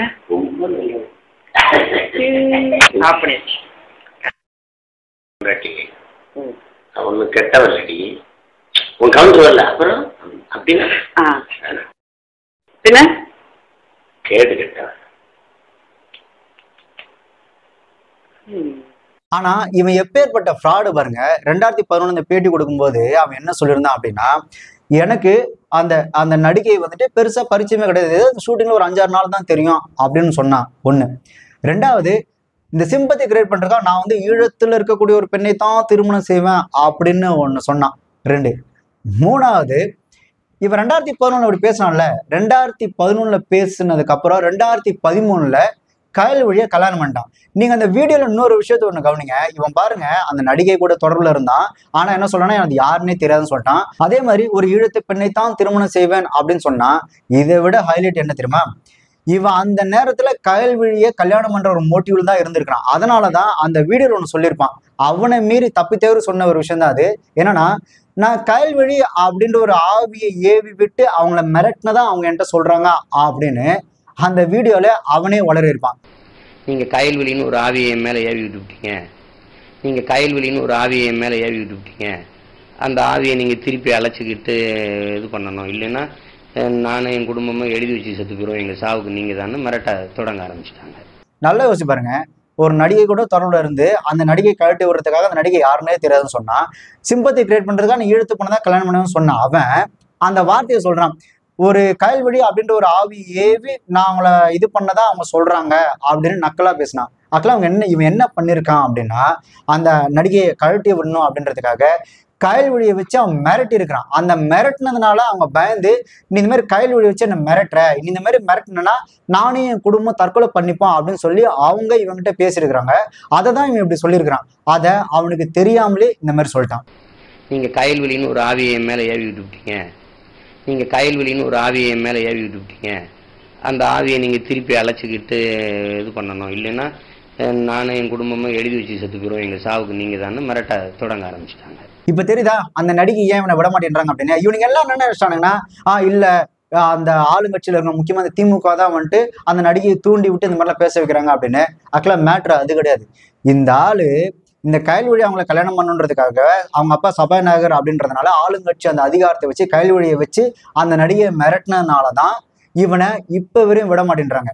ஆனா இதெல்லாம் இவங்களுக்கு தெரியறதுக்கு வாய்ப்பே கிடையாது. ஏன்னா இவனுங்க வந்துட்டு ஒரு முட்டாள் கூட்டம். சீமான் அவர்கள் அந்த நடிகை கிட்டே, இல்லம்மா எனக்கு இந்த மாதிரி ஒரு வாழ்க்கை அமைய போகுது, அதனால அந்த வாழ்க்கைக்குள்ள நான் போலான்னு இருக்கிறேன், அதனால நம்ம கொஞ்சம் பேசி சமரசமா பிரிஞ்சிடலாம் அப்படின்னு சொல்லியிருந்தா கூட அந்த நடிகை விட்டு போயிருப்பாங்க. ஆனா நீ அந்த அதிகார பலத்தை பயன்படுத்தி அவங்கள மிரட்டினதுனாலதான் அந்த பொம்பளை இப்ப வரையும் உன்னை விட மாட்டேங்குது. இதுல இன்னொரு ஹைலைட் என்னன்னா, இப்ப அந்த நடிகையோட கேஸ்ல வந்துட்டு வலசராக ஸ்டேஷன்ல ஆஜராக சொல்லியிருந்தாங்க. இந்த ஆள் என்ன பண்ணான்னா, அந்த வட்டத்துல இருக்கவங்களுக்கு, அன்பு தம்பி தங்கைகள் அனைவருக்கும் இந்த மாதிரி என்ன வலசராக ஸ்டேஷன்ல ஆஜராக சொல்றதுனால நீங்க எல்லாம் வந்து எனக்கு ஆதரவு தருமாறு கேட்டுக்கொள்கிறேன் அப்படின்னு இவன் போறது ஒரு பெண் தொடர்பான ஒரு வழக்குக்கு போறான். இதுக்கு வாய்ஸ் நோட் போட்டு என்னன்னா கெத்து காட்டுறாராமா, கூட்டம் சேர்த்து கெத்து காட்டுறதுக்காக இவன் வாய்ஸ் நோட் போட்டான். சரி ஓகே, அந்த ஆள் அப்படிதான் கேவலமான வாய்ஸ் நோட் போடுறான். அது ஒரு பக்கம் இருந்தாலும் அந்த வட்டத்துல இருக்கணும்னு வெக்கமே இல்லாம இவன் என்னமோ வந்துட்டு சுதந்திர போராட்டத்துக்கோ இல்ல இந்த நீட் எதிர்ப்புக்காகவோ இல்ல வேற ஏதோ பிரச்சனைக்காக இவன் என்னமோ ஸ்டேஷன் போற மாதிரியும் இவனுங்க கூட சேர்ந்து ஆதரவு வேற கொடுத்தானுங்க. நான் அப்ப என் ஃப்ரெண்ட்ஸ் கிட்ட எல்லாம் கேட்டேன், ஏன்டா அவங்களாம் வெக்கமே இல்லையாடா, அவன் போறது ஒரு பாலியல் வழக்குக்காக ஸ்டேஷன்ல ஆஜராகிறதுக்கு, அதுக்கு நீங்களாம் போயிட்டு முட்டு கொடுக்குறீங்களே, நீங்களாம் எவ்வளவு கேவலமானவனடா. எனக்கு இதெல்லாம் பார்க்கும்போது எப்படி தோணுது அப்படின்னா, ஒருவேளை அந்த கட்சியில முக்கிய சீமானே இருக்கட்டுமே, நாளைக்கு இவனுங்க வீட்டுல இருக்கக்கூடிய பெண்களுக்கு இந்த மாதிரி நடந்தா கூட, சீமான் பண்ணா கூட இவனுங்க அதை எப்படி எடுத்துப்பாங்கன்னா, இல்ல எங்க அண்ணன் பண்ணா அது நல்லதுக்காக தான் இருக்கும், அதனால இதை நாங்க சீரியஸாவே எடுத்துக்க மாட்டோம் அப்படின்னு தான் இருப்பானுங்க போல. ஏன்டா பாலியல் வழக்குல ஒரு ஸ்டேஷன்ல ஆஜராகிறதுக்கு இந்த மாதிரி கூட்டமா போறீங்களே நீங்களாம். அதே மாதிரி சீமான் கிட்ட பாத்தீங்கன்னா ஒரு மிகப்பெரிய ஒரு டேலண்ட் இருக்கு. அது என்னன்னா, பச்சோந்தியை விட டக்குன்னு மாறுவாப்ல. பச்சோந்தி கூட கொஞ்சம் டைம் எடுத்து தான் மாறும். ஆனா சீமான் அப்படி இல்லை, டப்புன்னு மாட்டு போயிட்டே இருப்பாப்ல. ஆக்சுவலா சீமானுக்கு ஒருத்தரால எந்த காரியமும் ஆக வேண்டியதே இல்லை, அவர் தேவையே இல்லை அப்படின்னு முடிவு பண்ணிட்டாருன்னா, மேடைக்கு மேடை ஏறி கேவலமா பேசி கேவலமா திட்டி அவருக்கு எதிராக இருக்க ஆளுங்கிட்ட வாங்கி குடிக்கவும் செய்வாப்ல. அதே மாதிரி அவங்களால நமக்கு ஏதாவது காரியம் ஆகணும் அப்படின்னா யார் அசிங்கமா கேவலமா பேசினாப்லையோ அவங்களுக்கு ஆதரவாகவே பேசி அவங்க கிட்டேயுமே வாங்கி கொடுப்பாப்ல. ஸோ அந்த அளவுக்கு பச்சோந்தியை விட ஃபாஸ்டா மாறக்கூடிய ஒரு தனித்திறமை அவர்கிட்ட இருக்கு. திமுக யாரு? அண்ணா தோற்றுவித்தது. அதை ஒழிக்கணும்னு நினைக்கிறோம். திராவிட கட்சி ஊழல்ல ஊறி தெளிச்ச ஒரு கேடுகட்ட ஆட்சி கட்சி, அதை ஒழிக்கணும்னு நினைக்கிறோம். இதை எதிர்த்தாயா ரொம்ப நாளா சண்டை போட்டுக்கிட்டு இருக்கோம். அப்புறம் இந்த பக்கம் அண்ணா, இந்த பக்கம் எம்ஜிஆர், நடுவால நீன்னா முதல்ல இவனை போடுறான்னு தானே வரும். ஏப்பா நீ அந்த பக்கம் ஒரு கட்சி வச்சிருக்கிறாரு, அவரை ஒழிக்கணும்ன்ற திமுகவை தொடங்கினவரை தூக்கிட்டு வரப்பல. பேரறிஞர் அண்ணா அவர்களை நாங்க ஏன் தொடாம இருக்கோம்னா, அவர் போராடி 47 கட்சி ஆரம்பிச்சு 67 ஆட்சி 49 ஆரம்பிச்சு 67 1.5 ஆண்டுகள் தான் இருக்கிறது. ஒருவேளை அவர் 5 ஆண்டுகள் ஆட்சியை முழுமையா பண்ணியிருந்தா நல்ல ஆட்சி கொடுத்து நிறைவு செஞ்சு தொடங்கி இருக்கலாம். ஒரு கெடுவாய்ப்பா அவர் 1.5 ஆண்டுகளை இறந்துறாரு. அவருடைய ஆட்சியில குறை சொல்ல முடியாது. பேரறிஞர் அண்ணா மேல நமக்கு பெருமதிப்பு உண்டு. ஏன்னா அவரை குறை சொல்ல முடியாது. அவர் கஷ்டப்பட்டு 49 ஆரம்பிச்சு 67 ஆட்சியை கைப்பற்றி அவர் ஆட்சியில குறை சொல்ற அளவுக்கு ஒன்றும் இல்லை. ஆனால் அவர் அரசியலுக்கு வந்த பிறகுதான் தமிழருடைய வரலாறு இலக்கியம் எல்லாம் அரசியல் மேடையில பேசப்பட்டது. அந்த பெருமை, அந்த நன்மை, அவர் மேல அந்த நன்மதிப்பு தமிழ் மக்களுக்கு என்றைக்கும் மாறாது. அது அண்ணாவை வச்சுட்டா அண்ணா யாருன்னு ஒரு 1/2 மணி நேரம் பேசணும்ல. என்ன நாங்க எப்பேற்பட்ட ஆளுநருடைய பிள்ளைங்க. இந்த பிச்சைக்கார அண்ணா துறை கருணாநிதி, எம்ஜிஆர், ஜெயலலிதா பார்த்து வந்தவங்க அப்படி வந்தாங்க. கோவை வேளாண் கல்லூரி மாணவர்கள் மாணவிகள் தருமபுரி மாவட்டத்திற்கு பக்கத்தில் ஒரு இடத்தில் மறித்து இந்த பேருந்தை தீ வச்சு கொளுத்துகிறார்கள். அனைத்து இந்திய அண்ணா திராவிட முன்னேற்ற கழகத்தைச் சேர்ந்த அவருடைய தொண்டர்கள் தலைவர்கள். அந்த மாணவிகள் கதறுகிறார்கள், எங்களை எல்லோரும் இறக்கி விட்டுட்டு பிறகு வேணால் பேருந்தை நீங்கள் எரித்துக் கொள்ளுங்க என்று. அதற்கு கூட செவிசாய்க்காமல் அவசரமாக அந்த வாகனத்தின் மீது எரிபொருளை வீசி 3 மாணவிகளை உயிரோடு எரித்து கல்லூரி மாணவிகளை எரித்து விட்டதாக 3 பேருக்கு தூக்கு தண்டனைங்க. மிக நல்லவங்க. வெறும் பேருந்து தான் நின்றுக்கு, வெறும் பேருந்து தான் அப்படின்னு நினைச்சு பத்த வச்சு விட்டாங்க. அதான் உண்மையிலே நடந்தது. அந்த எரியும் போது பத்த வைக்கும் போது யார் மலையாளி? சேர தமிழனின் மகன், செல்ல மகன். என் பாட்டன் சேர சோழ பாண்டியனில் மூத்த மன்னனின் பிள்ளைகள் தான் இன்று மலையாளிகளாக இருக்கிறார்கள் என்பதை என் அருமை தமிழ் மக்கள் புரிந்து கொள்ள வேண்டும். எம்ஜிஆர் கேரள மண்ணிலே மலையாளியாக பிறந்துட்டார் என்பதற்காக அவரை மலையாளியாக பார்க்க முடியாது. நீ எம்ஜிஆர் சாதி கேட்டிருந்தா ஒரு வார்டு கவுன்சிலர் ஆயிருப்பார் அவரு? சொல்லு. விஜயகாந்தை முதலமைச்சராக ஒரு கூட்டணி ஓட்டு கிடைச்சிடறான். லூசு பயலுக. அந்த கூட்டணிக்குள்ள இருக்கிற நல்ல கண்ணுக்கு கால் கட்ட மயிர் அளவுக்கு பெறுவானடா விஜயகாந்த். ஒரு விஜயகாந்தை எடுத்துக்கிட்டா அவர் பாராட்டுக்குரியவர். ஏன்னா ஒரு மிகப்பெரிய தலைவர்களாக அதிகாரத்தில் ஐயா கருணாநிதி அவர்களும் அம்மையார் ஜெயலலிதா அவர்களும் இருக்கும்போது கூட நான் ஒரு மாற்றா வருவேன்னு சொல்றதுக்கு ஒரு ஆண்மைக்கு ஒரு ஆளுமை வேணும். அவர் கிங்கா கிங் மேக்கரா அப்படின்னு கேட்கிறாரு. நான் கிங்கா கிங் மேக்கரான்னு. அவர் கிங்கும் இல்ல கிங் மேக்கரும் இல்ல, அவர் ஒரு ஜோக்கர். அவருக்கு எது எழுதினாலும் பொருந்தும். அந்த வானத்தை போல மனம் படைச்ச மன்னவனே, பனி துளிய போல குணம் படைத்த தென்னவனே, அந்த வரிக்கு ஏற்ப உள்ளவர் இவரு. அவருக்கு என்ன பாத்தீங்கன்னா ஆளு ஜண்டிகா கம்பீரமா இருப்பாரு, வெளிய உருவம் பெருசா இருக்கும், உள்ள ரொம்ப குழந்தைத்தனமானவர். அவர் பழைய பாத்தீங்கன்னா தெரியும். ஆயிருந்தாலும் அவன் என் தம்பி, நான் எப்பவும் ஆதரிப்பேன். அவன் என்னை எதிர்த்தே வேலை செஞ்சாலும் ஆதரிப்பேன். அது ஒரு பிரச்சனை கிடையாது. பஞ்சடாலாக்குல தம்பி, இது நெஞ்சிடாலாக்கு. எதிரிதான். அதுல அண்ணனும் கிடையாது, தம்பியும் கிடையாது. ஓட்டுரிமை இருந்தால்தான் மதிப்பீர்கள் என்றால் எங்களுக்கு ஓட்டுரிமை கொடுங்கள். இதுதான் ஆடும் மாடுகளும் நமக்கு வைக்கிற கோரிக்கை. உங்களால் நல்ல தலைவர்களை தேர்வு செய்ய முடியவில்லை, எங்களுக்கு ஓட்டுரிமை கொடுங்கள். அப்ப நாங்களாவது நல்ல தலைவர்களை தேர்வு செய்கிறோம் என்பதுதான் ஆடு மாடுகளும் இந்த மாநாட்டில் முன்வைக்கிற கோரிக்கை. ரொம்ப ரொம்ப சோர்வா இருக்கியா? அரை கிலோ மாட்டுக்கறி, அரை கிலோ போடு. எம்ஜிஆர் நமக்கு பண்ண துரோகங்கள்லாம் உங்களுக்கு தெரியுமா? கால குடும்பம் இதெல்லாம் சொன்ன கண்ணீர் வரும் உங்களுக்கு. மறைந்த ஐயா எம்ஜிஆர் அவர்கள் சொல்றாரு, என் உடன் பிறந்தார்களே, தூங்காதே தம்பி தூங்காதே, நல்ல பொழுதையெல்லாம் தூங்கி கெடுத்து விட்டால் என்ன ஒவ்வொரு, அதாவது மேயர் ஜெயலலிதா அவர்கள் சொல்லியிருந்தார், அந்த பாடல் ஒரு திரை இசை பாடல் அல்ல, அது அத்தனையும் தத்துவ முத்துக்கள். உண்மையிலேயே அவ்வளவு வரி தத்துவ வரி. எம்ஜிஆர் நமக்கு பண்ண துரோகங்கள்லாம் உங்களுக்கு தெரியுமா? கால குடும்பம் இதெல்லாம் சொன்ன கண்ணீர் வரும் உங்களுக்கு. பள்ளி கல்லூரிகளில் பயிற்று மொழியாக நம் தாய்மொழி இருக்குது, ஆங்கிலம் ஒரு பாடமொழியாக இருக்குது. இதை ஆங்கிலத்தை பயிற்று மொழியாக்கி தமிழை பாடமொழியாக்கிய பெருந்தகையே ஐயா எம்ஜிஆர் தான். எம்ஜிஆர் கூட 3/2 மடங்கு தமிழில் எழுத வேண்டும், பிறகு பொதுமொழி ஆங்கிலத்தில் ஒரு மடங்கு எழுதி வைத்துக் கொள்ளலாம் சட்டம் கொண்டாந்தார். அவர் செயலாற்ற முடியல. கருணாநிதியும் செய்யல, ஜெயலலிதாவும் செய்யல. எம்ஜிஆர் நமக்கு பண்ண துரோகங்கள்லாம் உங்களுக்கு தெரியுமா? இல்லை. உழைக்கிற நோக்கம் உறுதியாயிட்டா பதுக்குற நோக்கம் இருக்கா? உலகத்துல தான் பாடுவேன். அவனுக்கு நோக்கம் இருந்தது, தன் மக்களுக்கு நல்லது சொல்லணும் நோக்கம் இருந்தது. எம்ஜிஆர் நமக்கு பண்ண துரோகங்கள்லாம் உங்களுக்கு தெரியுமா? எம்ஜிஆர் தன்னுடைய சொத்துக்களை கடைசியா காது காலாதவர், வாய் பேச முடியாத பிள்ளைகளுக்கு ஒரு அறக்கட்டளை எழுதி வச்சு கொடுத்துட்டு போனார். அப்படி பெரியார் அவர் சொத்தை கொடுத்துட்டு போனார். கிறிஸ்தவம் இஸ்லாமும் தமிழன் சமயமே இல்லையே. ஒன்னு ஐரோப்பிய மதம், இன்னொன்னு அரேபிய மதம். சமயம் என்னுடைய சமயம் சைவம், என்னுடைய சமயம் மாலியம், என்னுடைய சமயம் சிவ சமயம். அத தெரியாம நீங்க மீளணும் அப்படின்னா மரச்சக்கு இன்னைக்கு வரையில அது மாதிரி இருக்கு, வா திருப்பி வா. சர்க்கரை சீனியை விட்டுட்டு கருப்பட்டி வரையில அது மாதிரி வந்துரு அப்படின்னா இங்க இருக்கிற கிறிஸ்தவனும் இங்க இஸ்லாமியனும் தமிழன் பெரும்பான்மை தேசியனத்தின் மகன். வந்தவன் போனவன் சிறுபான்மை வச்சுக்க செருப்பு கழட்டி அச்செஞ்சுவேன். நான் சொல்றேன், வெறி கொண்டுருவேன் நான். தோழர், இப்ப உள்ள வந்தனே முதல் புகைப்படம் பெரியாரோட புகைப்படம் வச்சிருக்கீங்க, தந்தை பெரியார். இப்ப தந்தை பெரியாரை பத்தி சொல்லணும்னா எல்லாத்துக்கும் தெரிஞ்ச விஷயம் தான். ஆனா சமீப காலமா உங்க மேல பெரியார முதல்ல ஆதரிச்சுக்கிட்டு இருந்த சீமான் இப்ப எதிர்த்து பேசுறாரு அப்படிங்கிற ஒரு குற்றச்சாட்டு உங்க மேல இருக்கு.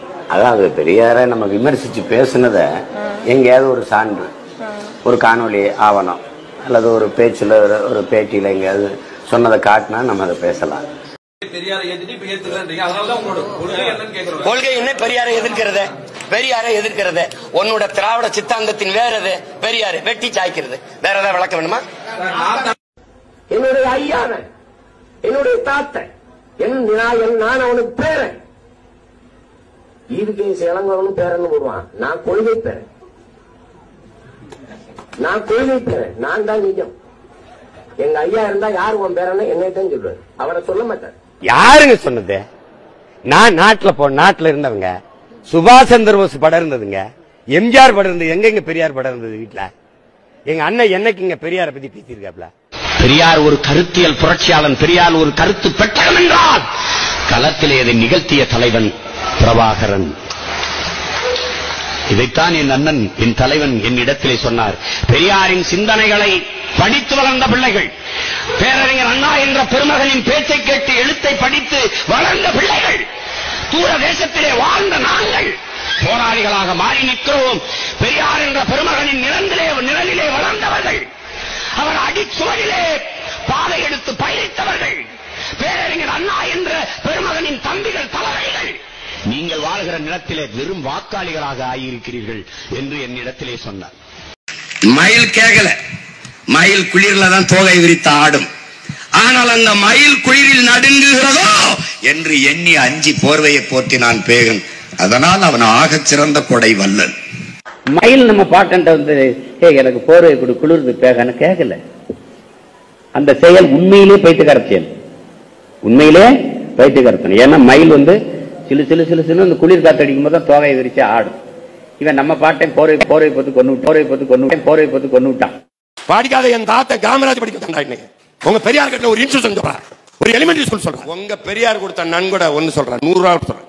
ஏய் சொல்றா, மேல வீசப்பட்ட செருப்பை எடுத்து சேமிச்சு தான் பேச வர மேடைக்கு முன்பு போட்டு வித்து சேமித்த காசுல பள்ளிக்கூடத்தை படிக்க சொல்றாங்க. ஐயாங்க மண்ணுக்குள் விழ வேண்டிய வயதில் இந்த மண்ணுக்காக விழுந்த தலைவன் தான் தந்தை பெரியார். பெரியார் பேருக்கு காசு வாங்க ஒரு பேசிட்டு மேல செருப்பு வச்சிருக்கா, மேல செருப்பு வச்சிருக்கா. அந்த செருப்பு இன்னொரு செருப்பு வச்சு ஒரு செருப்பு வச்சு என்ன பண்ண அதை பண்றது. அந்த செருப்பு எடுத்துக்கிறாரு. அடுத்த நாள் கூடத்துக்கு போகும்போது வாசல் அந்த மேலுக்கு கீழே அந்த பெரிய மனுஷன் உட்காந்துட்டு மேல வீசி செருப்பு எல்லாம் வரிசையா வச்சு சோரி அதையப்பா வித்து அந்த காசை சேர்த்து இவ்வளவு சேர்த்தார். இந்த பள்ளி கல்லூரி நான் எடுத்து வைக்கிற கருத்தியில தான் நீங்க பார்க்கணும். எங்களுக்கு ஒரு கோட்பாடு இருக்கு. தாயை பழித்தவனை யார் தடுத்தாலும் விடாதே, தமிழை பழித்தவனை தாயே தடுத்தாலும் விடாதேன்னு எங்க தாத்தா புரட்சி பாவலர் பாவேந்தன் பாடுறார். அதுல பெரியார் என்ன, எங்களுக்கு வரியார் என்ன, சிறியார் என்ன? என் மொழியை சனியன் விட்டு ஒளின்னு சொல்ல நீங்க யாரு? நீங்க யாரு? தமிழ்ல என்ன இருக்குதுன்னு கேட்க நீங்க யாரு? என் மொழியை காட்டுமிராண்டி பாஷைன்னு சொல்ல நீங்க யாரு? ஆங்கிலத்தை படிக்க, தமிழோட ஆங்கிலம் கலந்து பேசுங்க, தமிழை ஆங்கிலத்திலே எழுதுங்கன்னு சொல்ற நீங்க ஏன் தமிழ்ல எழுதுனீங்க? உங்களுக்கு எழுத வரலைன்னா யாராவது வச்சு தமிழ் ஆங்கிலத்தில் எழுதி வச்சு போயிருக்கலாமே. என் மொழியை சனியன் என் மொழியில பேச நீங்க எப்படி பேசலாம்? எப்படி பேசலாம்? அதை விட்டு ஒளி, என் மொழியை காட்டுமிராண்டி பாஷைன்னு சொல்ல நீங்க யாரு?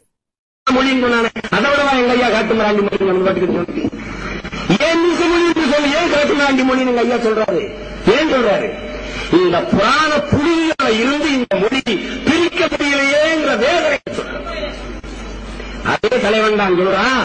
ஒருவர் முழுமையான தமிழ் பற்றாளராக, தமிழை விரும்புவராக இருப்பார்கள், ஆனால் நான் காலங்காலமாக அவருக்கு அடிமையாக இருப்பேன் சொல்ற அதே தலைவர் தான் சொல்றாரு. இதை நீங்க சொல்லு.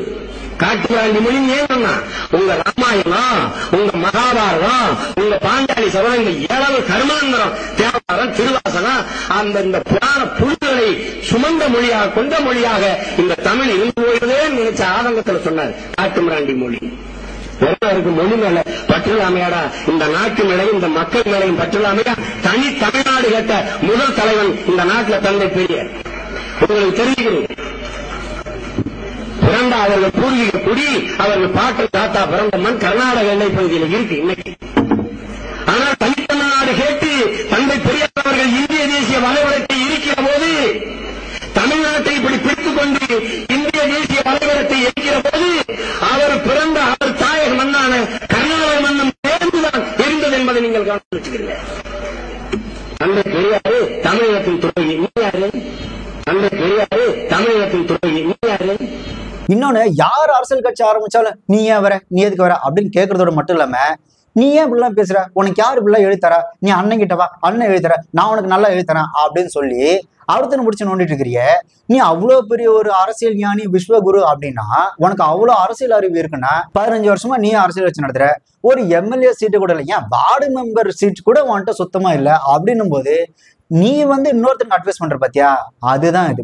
15 வருஷமா நீ பண்றது அரசியல் இல்ல, நீ உன் வயிற்று பொழப்புக்காக, நீ சொகுசா வாழ்றதுக்காக ஏதோ ஒரு கம்பெனி நடத்துற, அவ்வளவுதான். அப்புறம் அந்த ராகவா லாரன்ஸ் அவர்களை பத்தி பேசும்போது, இந்த 1 கோடி ரூபாய் யார்கிட்ட கொடுத்தா அப்படின்னு கேள்வி கேட்டுட்டு, இந்த தொழில லஞ்சம் கொடுத்து சேதனை பார்த்திருப்பீங்க, இந்த புரட்சி போராட்டத்துல லஞ்சம் கொடுத்து சேதனை பார்த்திருக்கீங்களா அப்படின்னு சொல்லி ராகவா லாரன்ஸ் ஒரு மாதிரி மட்டமா கிண்டல் பண்ணிருந்தாப்ல. ஒரு போராட்டத்தில் புரட்சியில் லஞ்சம் கொடுத்து செய்து கொண்ட ஒரு போராட்டக்காரன் நீங்க பார்த்திருக்கியா? ஒரு தொழில வியாபாரத்துல பங்கு சேர்ந்துக்குருவான், 1 கோடி தாரையை நீங்க சேர்த்துக்கிட்டு, புரட்சியில போராட்டத்துல 1 கோடி கொடுத்து போராட்டத்தில் சேர்ந்துக்கிட்ட ஒரு வீரனை நான் இப்பதான் பாக்குறேன். 1 கோடி கொடுக்குறேன், என்னையும் ஆட்டத்தில் சேர்த்துக்கிறியாடா, டே என்னையும் சேர்த்துக்கிறியா? அதாவது அந்த போராட்டத்துல ஒரு 1 கோடி ரூபா கொடுத்துதான் லஞ்சம் கொடுத்து போய் போராட்டத்தை கடந்தாப்ல அப்படின்னு சொல்லி நக்கல் அடிச்சாப்ல. ஆக்சுவலா இவரே ஆரம்ப காலகட்டத்துல இந்த கம்யூனிஸ்ட் அந்த மீட்டிங்கு, அப்புறம் இந்த திராவிட மீட்டிங்லாம் நானே ஏறி பேசுறேன் அப்படின்னு சொல்லிதான் பேசினாலு, அது ஒரு பக்கம் இருந்தாலும், இன்னொன்னு இந்த தமிழ்நாட்டுல யார் அரசியல் கட்சி ஆரம்பிச்சாலும் நீ ஏன் வர, நீ ஏன் வர அப்படின்னு சொல்லி கேட்பாப்புல. இப்போ இந்த தமிழ்நாட்டுல அரசியல் கட்சி ஆரம்பிக்கிற எல்லாரும் பாத்தீங்கன்னா அவங்க சொந்தமா கஷ்டப்பட்டு சொந்த உழைப்புல சொந்தமா கட்சி ஆரம்பிச்சவங்க, ஓகேவா? அவங்கள போய் கேள்வி கேட்கறது சீமானுக்கு எந்த விதமான அருகதையும் தகுதியும் கிடையாது. ஏன்னா அந்த ஆளு ஒரு வாடகை கட்சி தான் நடத்துறாப்புல. கட்சியில இந்த நிர்வாகிகளுக்கு, இந்த கேண்டிடேட் எல்லாம் ஏதாவது பிரச்சனை வந்துருச்சு, இந்த அடிப்படை உறுப்பினர் எதனா பிரச்சனை அப்படின்னு போய் கேட்டோம் அப்படின்னா, எப்ப பார்த்தாலும் நான் எடுக்கிறதா முடிவு, இது ஏன் கட்சி ஏன் கட்சின்னு சொல்லுவாப்புல. இது என்ன உன் உழைப்புல உன்னோட கஷ்டத்துல உருவான கட்சியா இது சீபா ஆதித்யநாதரோட கட்சி. இந்த கட்சியில ஏதாவது ஒரு பிரச்சனை அப்படின்னு போய் கம்ப்ளைண்ட் பண்ணாங்க அப்படின்னா, அந்த உறுப்பினர்கள் யாரா இருந்தாலும் போய் கம்ப்ளைண்ட் பண்ணாங்கன்னா, நான் எடுக்கிறதா முடிவு, ஏன்னா இது ஏன் கட்சி, நான் சொல்றத நீ கேட்டோம் அப்படின்னு சொல்றதுக்கு சீமானுக்கு எந்த விதமான ஒரு தகுதியும் கிடையவே கிடையாது.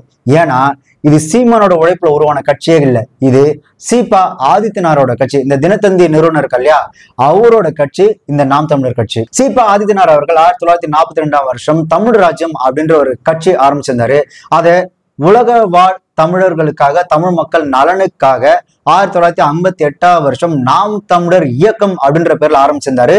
அந்த இயக்கத்துக்கு தமிழ் கொடி அப்படின்ற ஒரு வார இதழும் அவர் நடத்திட்டு இருந்தாரு. அப்படி சீபா ஆதித்யநாத் அவர்கள் ஆரம்பிச்ச அந்த கட்சி உலக தமிழர்கள் மத்தியில ஏற்கனவே பயங்கர பிரபலமா இருந்து, அந்த கட்சியில ஒரு ஒட்டுண்ணி மாதிரி போய் ஒட்டிக்கிட்டு கொஞ்சம் கொஞ்சமா உள்ள புகுந்து துக்ளக் ஆசிரியர்ஸோ ஆடிட்டர் குருமூர்த்தி அவங்க 2 பேரை வச்சு அந்த கட்சியை கொஞ்சம் கொஞ்சமா அப்படியே தன்னோட பக்கம் இழுத்துக்கிட்டு, அந்த கட்சிக்கு ஏற்கனவே, ஏன்னா உலக தமிழ் மத்தியில ஏற்கனவே பயங்கர பிரபலமா இருக்கனால ஃபண்டும் நல்லாவே வரும், நல்லாவே தெரிஞ்சு அந்த கட்சியை அப்படியே ஆக்குபை பண்ணிட்டாப்ல. அண்ட் துக்ளக் ஆசிரியர் சோ இருக்காரு இல்லையா, அவர் பக்கா ஏடிஎம்கே, ஜெயலலிதாக்கு பயங்கர சப்போர்ட் அப்படின்றதுனால அவங்க வாங்கி கொடுத்ததுனாலதான் இவர் அந்த 2010 அந்த காலகட்டத்துல பாத்தீங்கன்னா ஜெயலலிதா அவர்களுக்கு ஏடிஎம்கே பயங்கர சப்போர்ட்டா இருந்ததுக்கு இன்னொரு முக்கிய காரணமே. சோ தமிழ்நாட்டுல இருக்கிற எல்லா கட்சியா இருந்தாலும் சரி, பழைய கட்சியா இருந்தாலும் சரி, புதிய கட்சியா இருந்தாலும் சரி, பாமக, விடுதலை சிறுத்தைகள், அப்படி இல்லையா இப்ப ஆரம்பிச்ச விஜய், அதுக்கப்புறம் டி ராஜேந்தர், ராமராஜ், பாக்கியராஜ், கார்த்தி, இப்படி எல்லாருமே பாத்தீங்கன்னா அவங்க கஷ்டப்பட்டு உழைச்சு அவங்களோட சொந்த உழைப்புனாலதான் அந்த கட்சியை உருவாக்கி வச்சிருந்தாங்க. இந்த ஆள் மாதிரி வாடகை கட்சி அவங்க நடத்தல. நீங்க மத்த எல்லா கட்சியில இருந்து அறிக்கை வந்தது அப்படின்னா அது அந்த கட்சியின் தலைவர் இந்த அறிக்கையை விடுத்துள்ளார் அப்படின்ற மாதிரி தான் வரும். அது விஜய் கட்சியா இருந்தாலும் சரி, இல்ல டி ராஜேந்தர் கட்சியா இருந்தாலும் சரி, அப்படி இல்லைன்னா விடுதலை சிறுத்தைகள், பாமக, இந்த கட்சியெல்லாம் பாத்தீங்கன்னா இந்த கட்சியின் தலைவர் இந்த அறிக்கையை கொடுத்துடலான்னு வரும். ஆனா நாம் தமிழருக்கு மட்டும் எப்படி வரும் அப்படின்னு பாத்தீங்கன்னா, ஒருங்கிணைப்பாளர் சீமான் இந்த அறிக்கையை விடுத்துள்ளாருன்னு தான் வருமே தவிர தலைவர் சீமான் அறிக்கையை விடுத்துள்ளான்னு வரவே வராது. ஆக்சுவலா நான் ஒருத்தங்கிட்ட கேட்டேன், ஏன்டா உங்களுக்கு ஏதாவது தெரியுமாடா, ஏன் இந்த கட்சியில சீமான் அவர் ஏன் தலைவர்னு சொல்றதுலன்னு தெரியுமாடா அப்படின்னு கேட்டதுக்கு ஒருத்தன் புத்திசாலி அந்த கட்சியில சொன்னான், எங்களுக்கு தலைவர்னா பிரபாகரன் மட்டும்தான், அதனாலதான் சீமான் தலைவரும் போட்டுக்கவே இல்லை அப்படின்னு முட்டாள்தனமா சொன்னான். ஆக்சுவலா அந்த கட்சி நிறுவன தலைவர் யாரு அப்படின்னு பாத்தீங்கன்னா சீபா ஆதித்யநாத் அவர்கள். சோ இவரு சீமான் எப்படி அப்படின்னு பாத்தீங்கன்னா, இப்போ ஒரு மன்றம் இருக்கு, இல்ல ஏதோ ஒரு அமைப்பு இருக்குன்னா, இப்ப நான் இருக்கிறோம், அந்த மன்றத்துக்கிட்ட அந்த அமைப்பு கிட்ட போயிட்டு நான் ஒரு கூட்டம் நடத்துறேன், அதுக்கு உங்க மன்றத்தோட உங்க அமைப்போட பேரை நான் பயன்படுத்திக்கிறேன், நான் ஒருங்கிணைச்சு ஒரு கூட்டத்தை நடத்திக்கிறேன் அப்படின்னு சொன்னா எப்படி இருக்குமோ, கிட்டத்தட்ட அந்த மாதிரி தான் நாம் தமிழர் கட்சி இருக்கு இல்லையா, அந்த கட்சியோட பேரை பயன்படுத்தி நான் கூட்டம் நடத்துக்கிறேன்னு சொல்லி அப்படி நடத்தினவர் தான் சீமானவர்கள். அதனாலதான் அந்த கூட்டத்தை ஒருங்கிணைச்சு நடத்தினாலதான் ஒருங்கிணைப்பாளர் சீமான்ற பேரே வருது. இதுவே இவங்களுக்கு இன்னும் தெரியவே இல்லை. இவனுங்களுக்கு இந்த உண்மையே தெரியாம மத்த கட்சியை போயிட்டு அவன் சொந்தமா கஷ்டப்பட்டு உழைச்சு ஆரம்பிச்ச கட்சியை போயிட்டு வள்ளுவலன்னு கடிச்சிட்டு இருக்கிறானுங்க.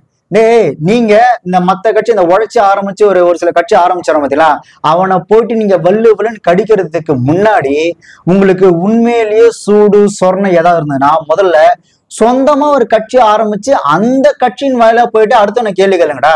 நீங்களே வாடகை கட்சியில இருந்துகிட்டு சொந்தமா கட்சி ஆரம்பிச்சுட்டு போயிட்டு கேள்வி கேட்கறதுக்கு உங்களுக்கு எல்லாம் என்னடா தகுதி இருக்கு?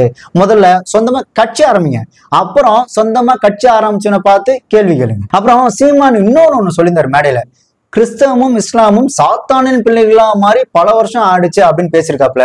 நாம நினைச்சுக்கிட்டு இருக்கோம் இஸ்லாத்து கிறிஸ்தவத்தை தொழுத்து தேவனின் பிள்ளைகள்னு, அது சாத்தானின் குழந்தைகளா மாதிரி பல ஆண்டுகள் ஆயிடுச்சு. சும்மா போய் தேவான திருத்தேவரை வாரின்னு பண்ணிட்டு கடைசியா இறைவனுக்கு நாட்டை கொடுத்துட்டு இந்த நாட்டில் நடந்திருக்க அநீதி அக்கிரமத்திற்கு பெரிய பொறுப்பு ஏற்க வேண்டியது இஸ்லாமிய கிறிஸ்தவ மக்கள் தான். அவனுங்கெல்லாம் எவ்வளவு திமிர் இருக்கணும். ஆக்சுவலா இருந்தாலும் என்ன காண்டு அப்படின்னா, கிறிஸ்டியன்ஸும் சொல்லி முக்கியமா முஸ்லிம்ஸ் பாத்தீங்கன்னா எப்பவுமே டிஎம்கேக்கு தான் ஓட்டு போடுவாங்க. அந்த காண்டுல கிறிஸ்தவமும் இஸ்லாமும் சாத்தானின் பிள்ளைகளா மாறிச்சு அப்படின்னு பேசுறாப்புல. சரி, இந்த கிறிஸ்தவம் சாத்தானின் பிள்ளைகள் ஆயிடுச்சு அப்படின்னு நீங்க ஸ்டேஜ்ல ஸ்டேட்மெண்ட் கொடுத்துருந்தீங்களே, இப்போ அதுல எனக்கு ஒரு டவுட். அப்ப அந்த சாத்தானின் மூத்த பிள்ளை யாரு? உங்க தாத்தா கிறிஸ்தவர் யாக்கோபரா? உங்களுக்கு ஒரு பாட்டன் இருப்பாருல்ல, உங்க அப்பாவோட அப்பா, அவர் பேர்லாம் என்ன சார்? எங்க அப்பாவோட அப்பா பேரு யாகப்பர். எங்க அப்பாவோட அப்பா பேரு யாகப்பர். இல்ல அடுத்த பிள்ளை யாரு? அப்பா செபாஸ்டினா? அதுக்கு அடுத்த பிள்ளை சைமன் ஆகிய நீங்களா? அதுக்கு அடுத்த பிள்ளை கத்தோலிக்க ஃபாதரா இருக்கக்கூடிய உங்க தம்பி ஜேம்ஸா? உலகத்திலேயே அப்பா தான் பிள்ளைக்கு பேர் வைப்பாங்க. ஆனா இங்க தன்னோட அரசியல் லாபத்துக்காக எங்க நாம கிறிஸ்டியன் அப்படின்ற அடையாளம் மத்தவங்களுக்கு ஈஸியா தெரிஞ்சிருமோ அப்படின்றதுக்காக அவங்க அப்பாவோட பேரைய செபாஸ்டின்ற பேரைய செந்தமிழன் அப்படின்னு மாத்தின முதல் பிள்ளை சீமன் அவர்கள் தான். எங்க அப்பாவோட அப்பா பேரு யாகப்பர். சீமான் வந்து கிறிஸ்தவரா? கிறிஸ்தவர். எப்பவுமே அவர் கிறிஸ்தவர் தான். சீமானுடைய குடும்பத்தில் இருக்கவங்களா? குடும்பத்தில் உள்ளவங்க கிறிஸ்தவர்கள் தான். சீமானுடைய தம்பி பேரு என்ன? ஜேம்ஸ். அவரும் கிறிஸ்தவர் இல்லையா? சீமானுடைய அப்பா பேரு ஜெபஸ்டின்னு நினைக்கிறேன். அடுத்து இவங்களோட புத்தி எப்படியானது அப்படின்றத இந்த மக்கள் கண்டிப்பா தெரிஞ்சுக்கணும்.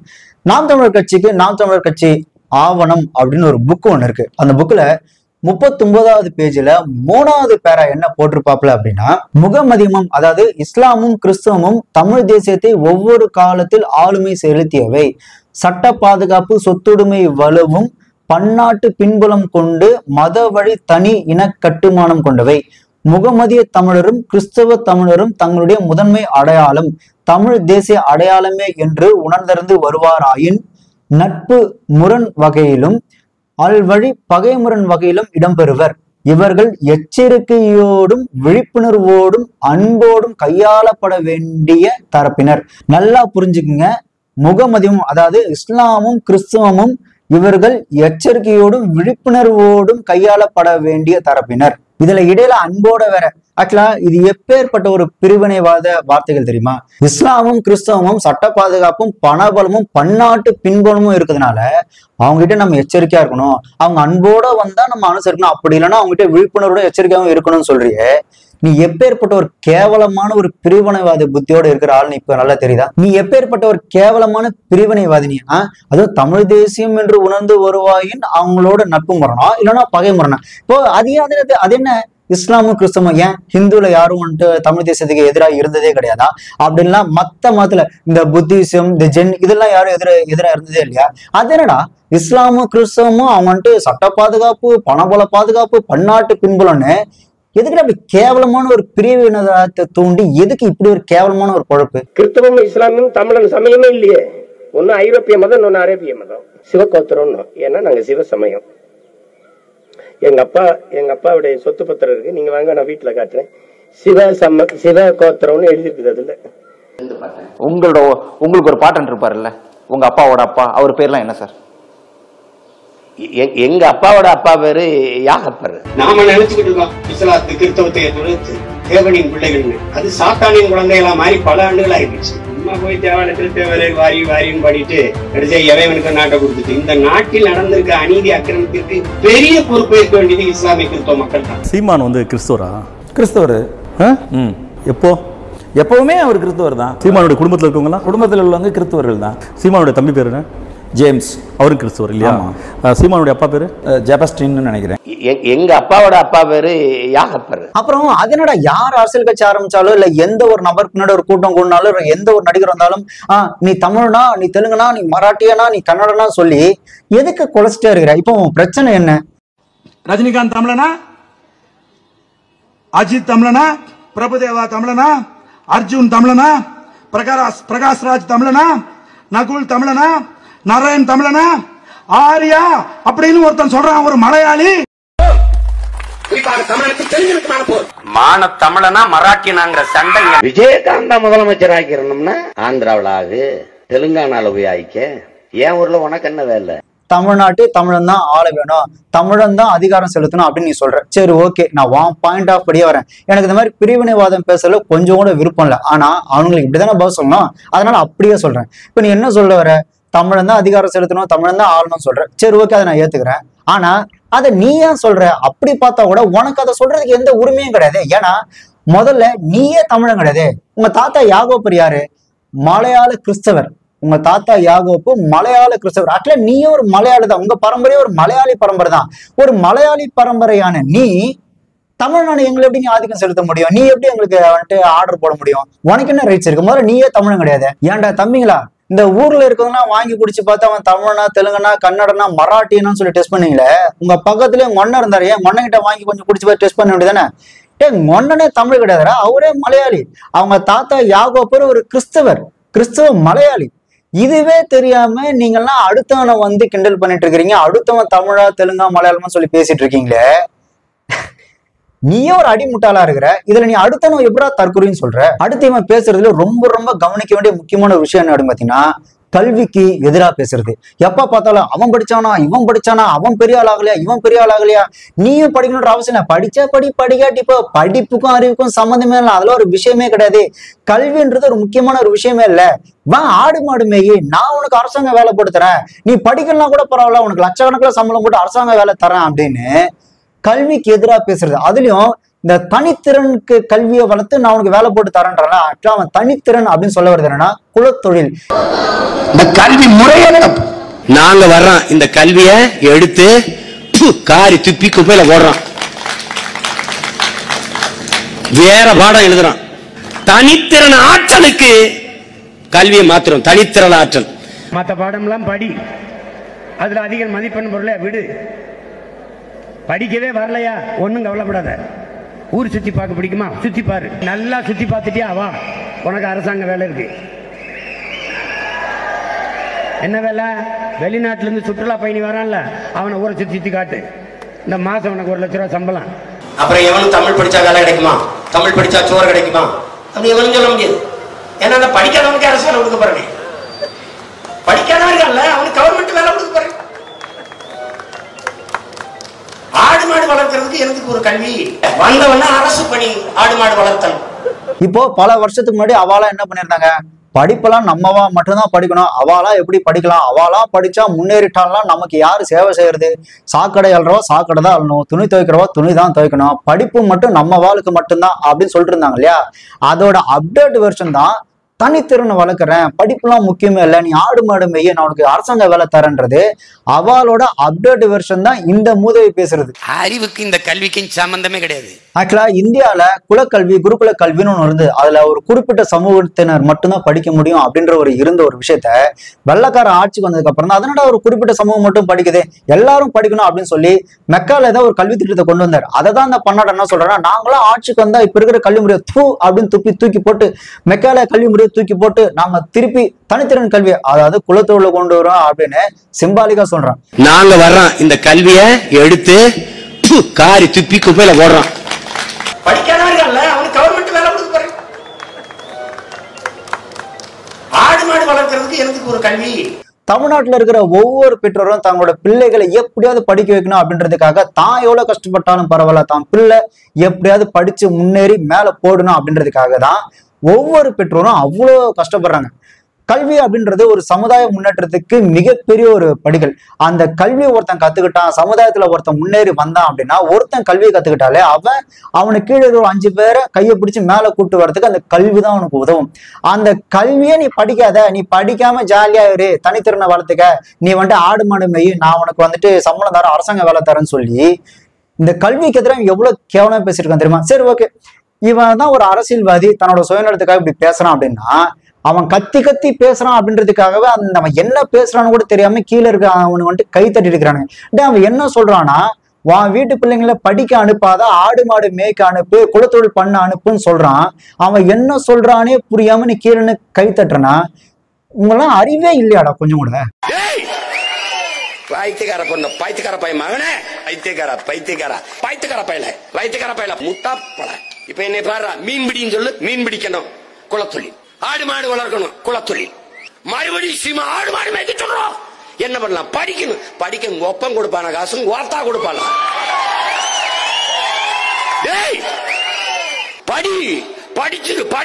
படிச்சுட்டேன். இந்த பரதேசி போய் சொல்லுவான், ஆடு மாடு மேய்க்க கூப்பிடுவான், சீமா போயிடாத, நீ டாக்டர் தான் ஆகணும். படிக்காதவர்கள் அவனுக்கு கவர்மெண்ட் வேலை கொடுக்க போறேன். ஆடு மாடு வளர்க்கறதுக்கு எனக்கு ஒரு கல்வி வந்தவன அரசு பணி, ஆடு மாடு வளர்த்தல். ஏன்டா கேளுன்னு அறிவு கட்டத்தனமா கை தட்டுறீங்களே? சரி, அவன் தான் சொல்றான்ல, கல்விக்கும் அறிவுக்கும் சம்மந்தமே இல்லை, படிக்கணுன்ற அவசியமே இல்லை அப்படின்னு சொல்றான்ல. கீழே இருக்க எவனா ஒருத்தன், சரி நீ சொல்றத நாங்க ஏத்துக்கிறோம், நீ எங்க வீட்டு பிள்ளையெல்லாம் ஆடு மாடு மேய்க்கவா அரசாங்க வேலை போட்டு தரேன்னு சொல்றியே, உன் வீட்டுல 2 பசங்க இருக்குல்ல, உன் ஒய்ஃபோட அக்கா பையன் ஒருத்தர் இருக்கிறான், உன் பையன் ஒருத்தர் இருக்கிறான்ல, அந்த 2 பேரை அமெரிக்கன் இன்டர்நேஷனல் ஸ்கூல்ல ஒருத்தருக்கு 25 லட்சம் வீதம், 2 பேரும் சேர்த்து 50 லட்சம் ரூபா கொடுத்து ஸ்கூல்ல படிக்க வைக்கிறல்ல, ஏன் உன் வீட்டு பிள்ளைங்க ஆடு மாடு மேய்க்க கூப்பிடல அப்படின்னு எவனா ஒருத்தன் யோசிச்சிங்களா? இல்ல யோசிச்சு பார்த்து கேள்விதான் கேட்டீங்களா? இந்த மாதிரி அமெரிக்கன் இன்டர்நேஷனல் ஸ்கூல் ஒண்ணு இருக்கு. அந்த அமெரிக்கன் இன்டர்நேஷனல் ஸ்கூல் இருக்கு. இது அதுல ஃபீஸ் 20 லட்சம் ரூபா வாங்குறாங்க ஒரு வருடத்துக்கு. பணக்காரங்க மட்டும்தான் படிக்க முடியும். அவன் கத்தி கத்தி பேசுறான்றதை மட்டும் கவனிக்கல தவிர, அதை காது கொடுத்து கேட்டாதானடா அவன் என்ன சொல்றான்னு புரியும். வந்தா படியில் என்ன போ, நான் என் மயனை பள்ளிக்கூடத்துக்கு சேர்க்கல. புத்தகம்னா இது படிப்பா, எதை படிக்கிறோ இல்லை இந்த புத்தகத்தை படிப்பா. அவனுக்கு இப்ப பாடம் தான் முதல்ல. இப்ப அவன் பாடம் படிக்கிறதுக்கே நேரம் இப்ப இருக்கிற கல்வி முறையா அவன் துப்புறான்டா. அதை கேட்டு நீ எல்லாம் கைத்தடிச்சிருக்கிற, நீ எல்லாம் சோத்தான் திங்கிறியா இல்ல வேற ஏதாவது திங்கிறதுல? நாங்க வர்றோம், இந்த கல்விய எடுத்து காரி துப்பி குப்பையில போடுறான். இப்போ மேடல் ஏறி தமிழ் வாழ்க்கை அப்படின்னு சொல்லி காட்டு கத்துறானே, அவன் 2 பசங்க படிக்குதுல்ல அந்த அமெரிக்கன் இன்டர்நேஷனல் ஸ்கூல்ல, அந்த ஸ்கூல்ல தமிழே பேசக்கூடாது, தமிழ்ல பேசினா ஃபைன் போடுறாங்க. என் பிள்ளைங்க என் மயங்க 2 பேரும் ஆங்கில வழியில படிக்கிறாங்க. ஏன்டா மேடை ஏறி தமிழ் பேசுறான், ஆனா உன் வீட்டு பிள்ளைங்களை ஒரு கான்வென்ட் ஸ்கூல்ல 50 லட்சம் ரூபா கொடுத்து ஏன்டா படிக்க வைக்கிறேன்னு நீங்க கேள்வி கேட்டாதான்டா அவன் இந்த மாதிரி பைத்தியக்காரத்தனமா பேசாம இருப்பான். எப்ப பார்த்தாலும் ஏஆர் ரஹ்மான் படிச்சாரா, இளையராஜா படிச்சாரா, சிவாஜி கணேசன் எந்த இன்ஸ்டியூட் போய் படிச்சாரு, கலப்பையை கண்டுபிடிச்ச ஒரு விஞ்ஞானி இல்லையா, மீன் தூண்டில் கண்டுபிடிச்ச ஒரு விஞ்ஞானி இல்லையா, திருவள்ளுவர் கம்பர் இளங்கோடிகள் எந்த காலேஜ்ல போய் படிச்சாங்க, அதே மாதிரி கல்விக்கும் அறிவுக்கும் சம்பந்தமே இல்ல அப்படின்னு சொல்லி பைத்தியக்காரத்தனமா பேசிட்டு இருக்கிறான். இப்போ இவன் சொல்றான்ல கல்விக்கும் அறிவுக்கும் சம்பந்தமே இல்ல, இளையராஜா இவங்கள எந்த காலேஜ்ல போய் படிச்சாங்க, அவங்களா பெரிய ஆளாவலே அப்படின்னு சொல்றானே. சரி, கல்விக்கு அறிவு தான் சம்பந்தம் இல்லையே, ஏன் உன் வீட்டு பிள்ளைங்கள ஒரு இளையராஜா மாதிரியோ, ஒரு ஏஆர் ரஹ்மான் மாதிரியோ, ஒரு திருவள்ளுவர் மாதிரி ஏன் ஆக்கக்கூடாது? நீ மட்டும் ஏன் ஸ்கூல் சேர்ந்து படிக்க வைக்கிற? நீதான் ஒரு புரட்சிகரமான சிந்தனை யாருனாச்சா, அந்த புரட்சியை உன் வீட்டுல இருந்து ஆரம்பிக்க வேண்டியதானே? சரி விடு, கலப்பை கண்டுபிடிச்சவன் அறிவாளியா இல்லையா? கலப்பை கண்டுபிடித்தவன் எந்த கல்லூரியின் மாணவன்? தூண்டிமுள் கண்டுபிடிச்சவன் விஞ்ஞானியா இல்லையா? தூண்டிமுள் கண்டுபிடித்தவன் விஞ்ஞானியா இல்லையா? சச்சின் டெண்டுல்கர் படிச்சானா பந்து அடிச்சானா? சச்சின் டெண்டுல்கர் படிச்சானா பந்து அடிச்சானா? ரஹ்மான் 2 ஆஸ்கார் விருதுகளை, உலக விருதுகளை வென்று வந்தார். உலக புகழ் பெற்ற ஆஸ்கர் விருதை வென்று உலகம் முழுமைக்கும் கொண்டாடுகிற ஒரு இசை மேதையாக நம்ம ரஹ்மான் இல்லையா? அவரே பேட்டியில் சொல்ற 10ஆம் தேர்வு எழுத போக பயமா இருந்துச்சு, நான் போகலன்னு. 10ஆம் கூட படிக்காதவர் எப்படி இவ்வளவு பெரிய இசை மேதையானார்? நீங்க ஏஆர் ரஹ்மான் கேக்குறாங்க பேச்சில, ஐயோ பள்ளிக்கூடம் போறதுனாவே எனக்கு கஷ்டமா இருக்கும், நான் 10ஆம் படிக்காம ஓடியான்ட்டேன்னாரு. என்ன எங்க ஐயா நடிகர் திலகம் எந்த கல்லூரியில் போய் படித்தாரு? ஆனால் உலகத்தில் அவரை மிஞ்சிய ஒரு நடிகன் இன்னும் பிறக்கல, இனி பிறக்க போவதும் இல்லை. நடிகர் திலகம் சிவாஜிக்கு நடிப்பை தவிர எதுவும் தெரியாது, ஆனால் அவரை உலகத்துக்கு எவனுக்கும் தெரியாம இருக்காது. இளையராஜா படிச்சது என்ன, சாதிச்சது என்ன? நடிகர் திலகம் சிவாஜி கணேசன் படிச்சது என்ன, சாதிச்சது என்ன? தாமஸ் ஆல்வா எடிசன் படிச்சது என்ன? கடப்பாறை செஞ்சவன், கோடாரி செஞ்சவன், மண்வெட்டி செஞ்சவன்லாம் விஞ்ஞானி. திருக்குறளை எழுதியவன் எந்த பல்கலைக்கழகத்தின் மாணவன்? கம்பர், இளங்கோடிகள், சீர்தலை சாத்தனார், அறிவு மூதாட்டி அவ்வை எந்த பல்கலைக்கழக மாணவர்கள்? ஏன்டா எஜுகேஷனுக்கும் ஒரு இண்டிபெண்டன்ஸ் ஸ்கில்லுக்குமே வித்தியாசம் தெரியாம பைத்தியக்கார மாதிரி பேசுறானா, நீயே கீழே இருந்து கை தட்டுறிய, உனக்கு என்ன அறிவு இருக்கா? ஆக்சுவலா திருவள்ளுவர் காலத்திலும் சரி, ஔவையார் காலத்திலும் சரி, இளங்கோடிகள் காலத்திலும் சரி எஜுகேஷன் இருந்தது. பட் எஜுகேஷனோட மெத்தடு மட்டும்தான் மாறுச்சு. செவி வழி கல்வி அப்படின்னு ஒண்ணு இருக்கும், எழுத்து கல்வின்னு ஒண்ணு இருக்கும், அப்புறம் பார்வை கல்வின்னு ஒண்ணு இருக்கும். இந்த மாதிரி எஜுகேஷனோட மெத்தடுன்றது ஒவ்வொரு காலத்தும் மாறக்கூடியது. பட் எஜுகேஷன் ஒண்ணுதான். அவன் தான் லூஸ் மாதிரி பேசுறானா, நீ கீழே இருந்து லூஸ் மாதிரி கை தட்டுறிய, எங்கிருந்து விளங்கும்? ஐயா காமராஜர் அவர்கள் ஆடு மாடு மேய்க்கிற அந்த பிள்ளைங்களோட எதிர்காலத்தை கதறி, இந்த பிள்ளைங்க படிச்சாதான் அந்த சந்ததியே முன்னேறும் அப்படின்றதுக்காக அதாவது கல்விக்காக நான் தெருவில் கையேந்தி பிச்சை எடுக்கும் நான் தயார், என் பிள்ளைங்க படிச்சா போதும் அப்படின்னு சத்துணவு திட்டத்தெல்லாம் போட்டு படிக்க கூப்பிட்டா, நீ காமராஜர் பேரை சொல்லிக்கிட்டே அந்த ஆடு மாடு மேய்க்கிற பசங்களை படிக்க வச்ச காமராஜர் பேரை சொல்லிக்கிட்டு நீ என்ன பண்ற? நீ படிக்காத ஆடு மாடு மேய்க்க வாண்டிய. காமராஜர் மட்டும் இப்ப உயிரோட இருந்தாருன்னு வச்சுக்க, செவ்வுல சேர்த்து திருப்பி இருப்பாரு. ஏன்டா நான் கஷ்டப்பட்டு பிச்சை எடுத்தாத பிள்ளைங்க படிக்கணும்னு நினைக்கிறேன், நான் படிக்க கூட்டு வந்த பிள்ளை ஆடு மாடு மேய்க்க கூப்பிடுற அப்படின்னு நேரம் செவ்வுல திருப்பி இருப்பாரு. அதுலயும் இவன் பேசுனதுல ரொம்ப ரொம்ப கேவலமானது என்னன்னா, மதுரை கலைஞர் லைப்ரரியை பார்த்து இவன் என்ன சொல்றான்னா, அந்த லைப்ரரி எதுக்கு? அங்க வாட்ச்மேன் தவிர வேற யாரும் இல்ல. அந்த லைப்ரரி எதுக்கு யூஸ் ஆகுதுன்னா, இந்த காதலர்கள்லாம் வந்து ஜாலியா இருக்கிறது, ஒரு லவ்வர்ஸ் பார்க் மாதிரி இருக்கிறது தான் லைப்ரரி யூஸ் ஆகும்னு சொல்றான். இவனெல்லாம் கூப்பிட்டு செருப்பால் அடிக்க தேவையில்ல. மதுரையில் இருக்க ஐயா கருணாநிதி பேரில் இருக்கிற நூலகத்துக்கு போகும். எத்தனை பேர் உட்காந்து படிக்கிறாங்கன்னு பாருங்க. நீங்க வாங்க, மதுரையில் அந்த வாயில் காவலரை தவிர யாராவது உட்காந்து பேசுறாங்க? காதல் இணையர்கள் உட்கார்ந்து பேசுறப்ப அது பொழுதுபோக்கு பூங்காவாம அது இடமா பாதுகாப்பான இடமா அது மாறி. நான் கூட பக்கத்துல உள்ள சரௌண்டிங்ல இருந்தா வருவாங்கன்னு நினைச்சிட்டு இருந்தேன். 70 கிலோமீட்டர் 75 கிலோமீட்டர் தாண்டி இங்க வந்து படிக்கிறவங்க நிறைய பேர் இருக்கும். அதுவும் காலைல 8 மணிக்கெல்லாம் வந்துடுறாங்க, நைட் 8 மணிக்கு தான் போறாங்க. அவங்க இங்க படிச்சவங்க நிறைய பேர் சிஜில கிரியேட் பண்ண ஒருத்தர் சிபிஐ இன்ஸ்பெக்டரா இருக்காங்க. இங்க படிச்சவர் சிபிஐ இன்ஸ்பெக்டரா இருக்காரு. இப்போ நம்ம சிஜில ரிலீஸ் ஆனச்சுல 2024 அதுல சிபிஐ இன்ஸ்பெக்டரா பாஸ் ஆயிருக்காரு. காம்படிட்டிவ் செக்ஷன் 4th ஃப்ளோர் இருக்கு.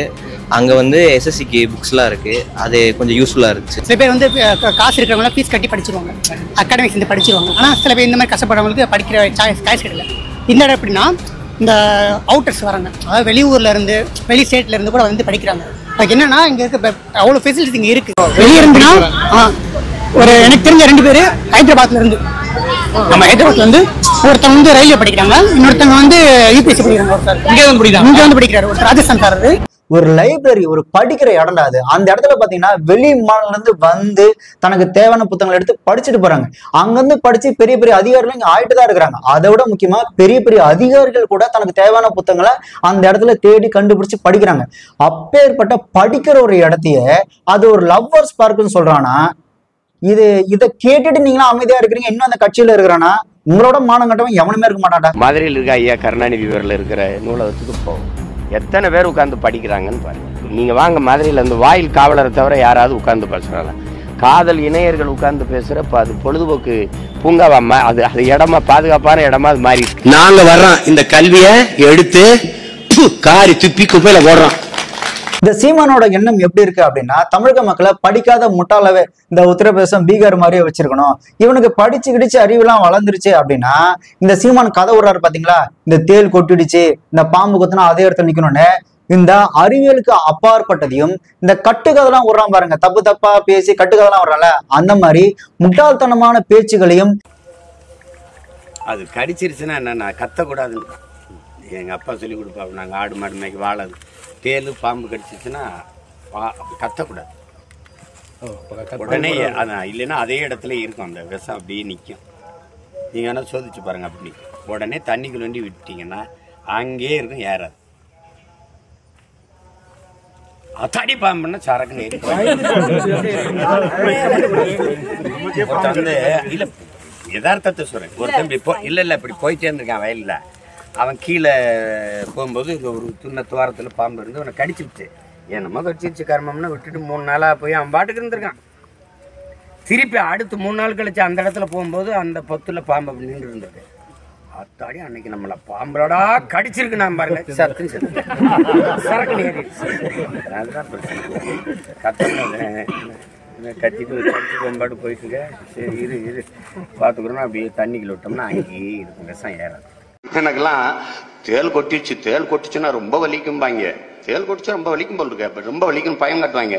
ஒரு நாள் முதுகுலக நம்ம படுத்திருக்கிற படுக்கையில அடிச்சு முதுகுப்புறம் கொட்டி விட்டுருச்சு. என்னடா வலிக்குதுன்னு பார்த்தேன், அது தேல் செத்து கிடக்கு. அப்புறமா அந்த தேல் தான் கொட்டிடுச்சாடா. இவ்வளவுதான் வலியா?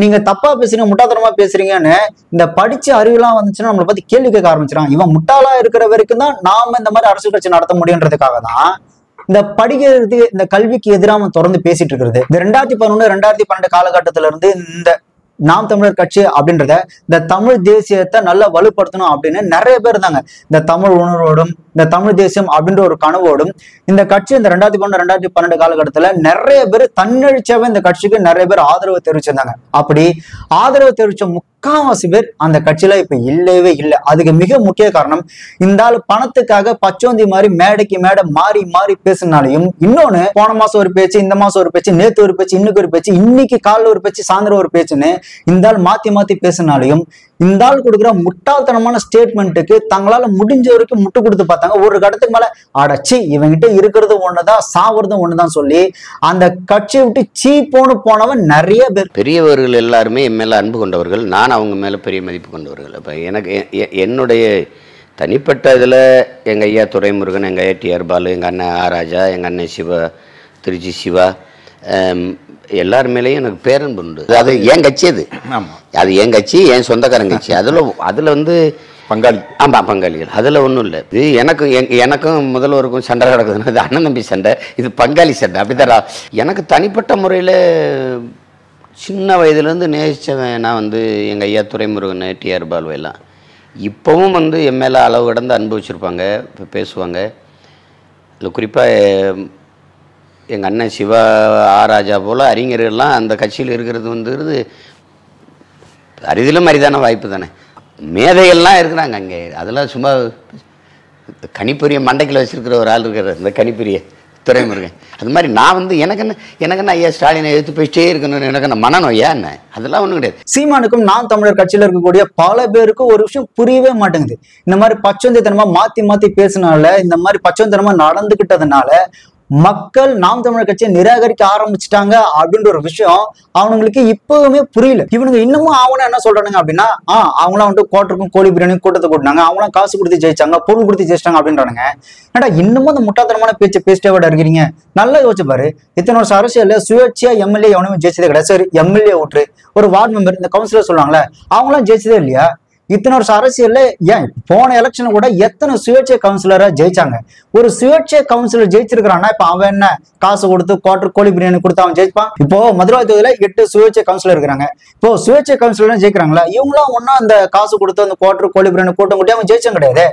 நல்லா புரிஞ்சுக்க, ஒரு சுயேட்சைய வேட்பாளர் மேல இருக்கிற ஒரு கவுன்சிலர், சுயேட்சை வேட்பாளர் மேல இருக்கிற அந்த நம்பிக்கை கூட நாம் தமிழர் கட்சி மேல அவங்க வைக்கல அப்படின்னா அப்ப பிரச்சனை உங்ககிட்டதான் இருக்கு. அதை சரி பண்றதை விட்டுட்டு இன்னமும் நான் வந்து இந்த கோட்டருக்கு கோழி பிரியாணி கூட்டம் கூட்டாங்க, காசு கொடுத்து ஜெயிச்சாங்கன்னு ஏன்டா முட்டாள்தனமா பேசுறீங்க? அப்படி நீ சொல்ற மாதிரி இருந்தா சுயேட்சை எப்படா ஜெயிப்பானுங்க? சுயேட்சை கவுன்சிலர் எப்படா இங்க வருவானுங்க? என்னடா லூசாடா நீங்க? இந்த நாம் தமிழர் கட்சியில என்னடா சொல்றீங்க? நாங்க அந்த கட்சிகளாம் மாற்று, அவங்களாம் வந்துட்டு மக்களை கொள்ளடிக்கிறாங்க, மக்களை கொள்ளடிச்சு கோடி கோடியா சம்பாரிச்சு சொத்து சேர்த்துக்கிறாங்க அப்படின்னு சொல்றீங்களே. இப்போ உங்க கட்சியில நீங்க மட்டும் என்னடா புடுங்கிட்டு இருக்கீங்க? இப்போ சீமான் எடுத்துக்க, இப்ப சீமானுக்கு என்ன வேலை இருக்கு? எந்த வேலையும் கிடையாது. அந்த ஆளுக்கு அரசியல் மட்டும்தான். நீ அரசியல் மட்டுமே பண்ற உனக்கு இசுசி காரு, அதுக்கப்புறம் ஃபார்ச்சுனர் காரு, அது மட்டும் இல்லாம தன்னோட பசங்களை அமெரிக்கன் இன்டர்நேஷனல் ஸ்கூல்ல, தரமணில இருக்கிற அமெரிக்கன் இன்டர்நேஷனல் ஸ்கூல்ல 50 லட்ச ரூபா செலவு பண்ணி படிக்க வைக்கிறாப்புல. அதே மாதிரி ஈஸியால நல்ல வசதியான 2 லட்சத்துக்கு மேல வாடகை கொடுக்குற வீடு. இப்ப நீ மட்டும் என்ன பண்ற? அதே மாதிரி இவனுங்க அடிக்கடி ஒன்று போடுவானுங்க, டிஎம்கே ஏடிஎம்கே எல்லாம் பாத்தீங்கன்னா ஓட்டு போட்டவர்களையும் குடிசை வீடு, அந்த ஜெயிச்ச அந்த ஒரு எம்எல்ஏ ஜெயிச்ச அந்த சிஎம்மோட பங்களா வீடு அப்படின்னு சொல்லி, இது ஓட்டு போட்டவர்களின் வீடு, இது ஜெயித்தவர்களோட வீடு, இது ரசிகனின் வீடு, இது அந்த ஹீரோவோட வீடு அப்படின்னு போடுறிய. அப்படியே நாம் தமிழர் இருக்கா, இது நாம் தமிழர் தம்பிங்களோட வீடு, இதை நாம் தமிழர் கட்சி நடத்துற சீமானோடு எடுத்து போனேன்.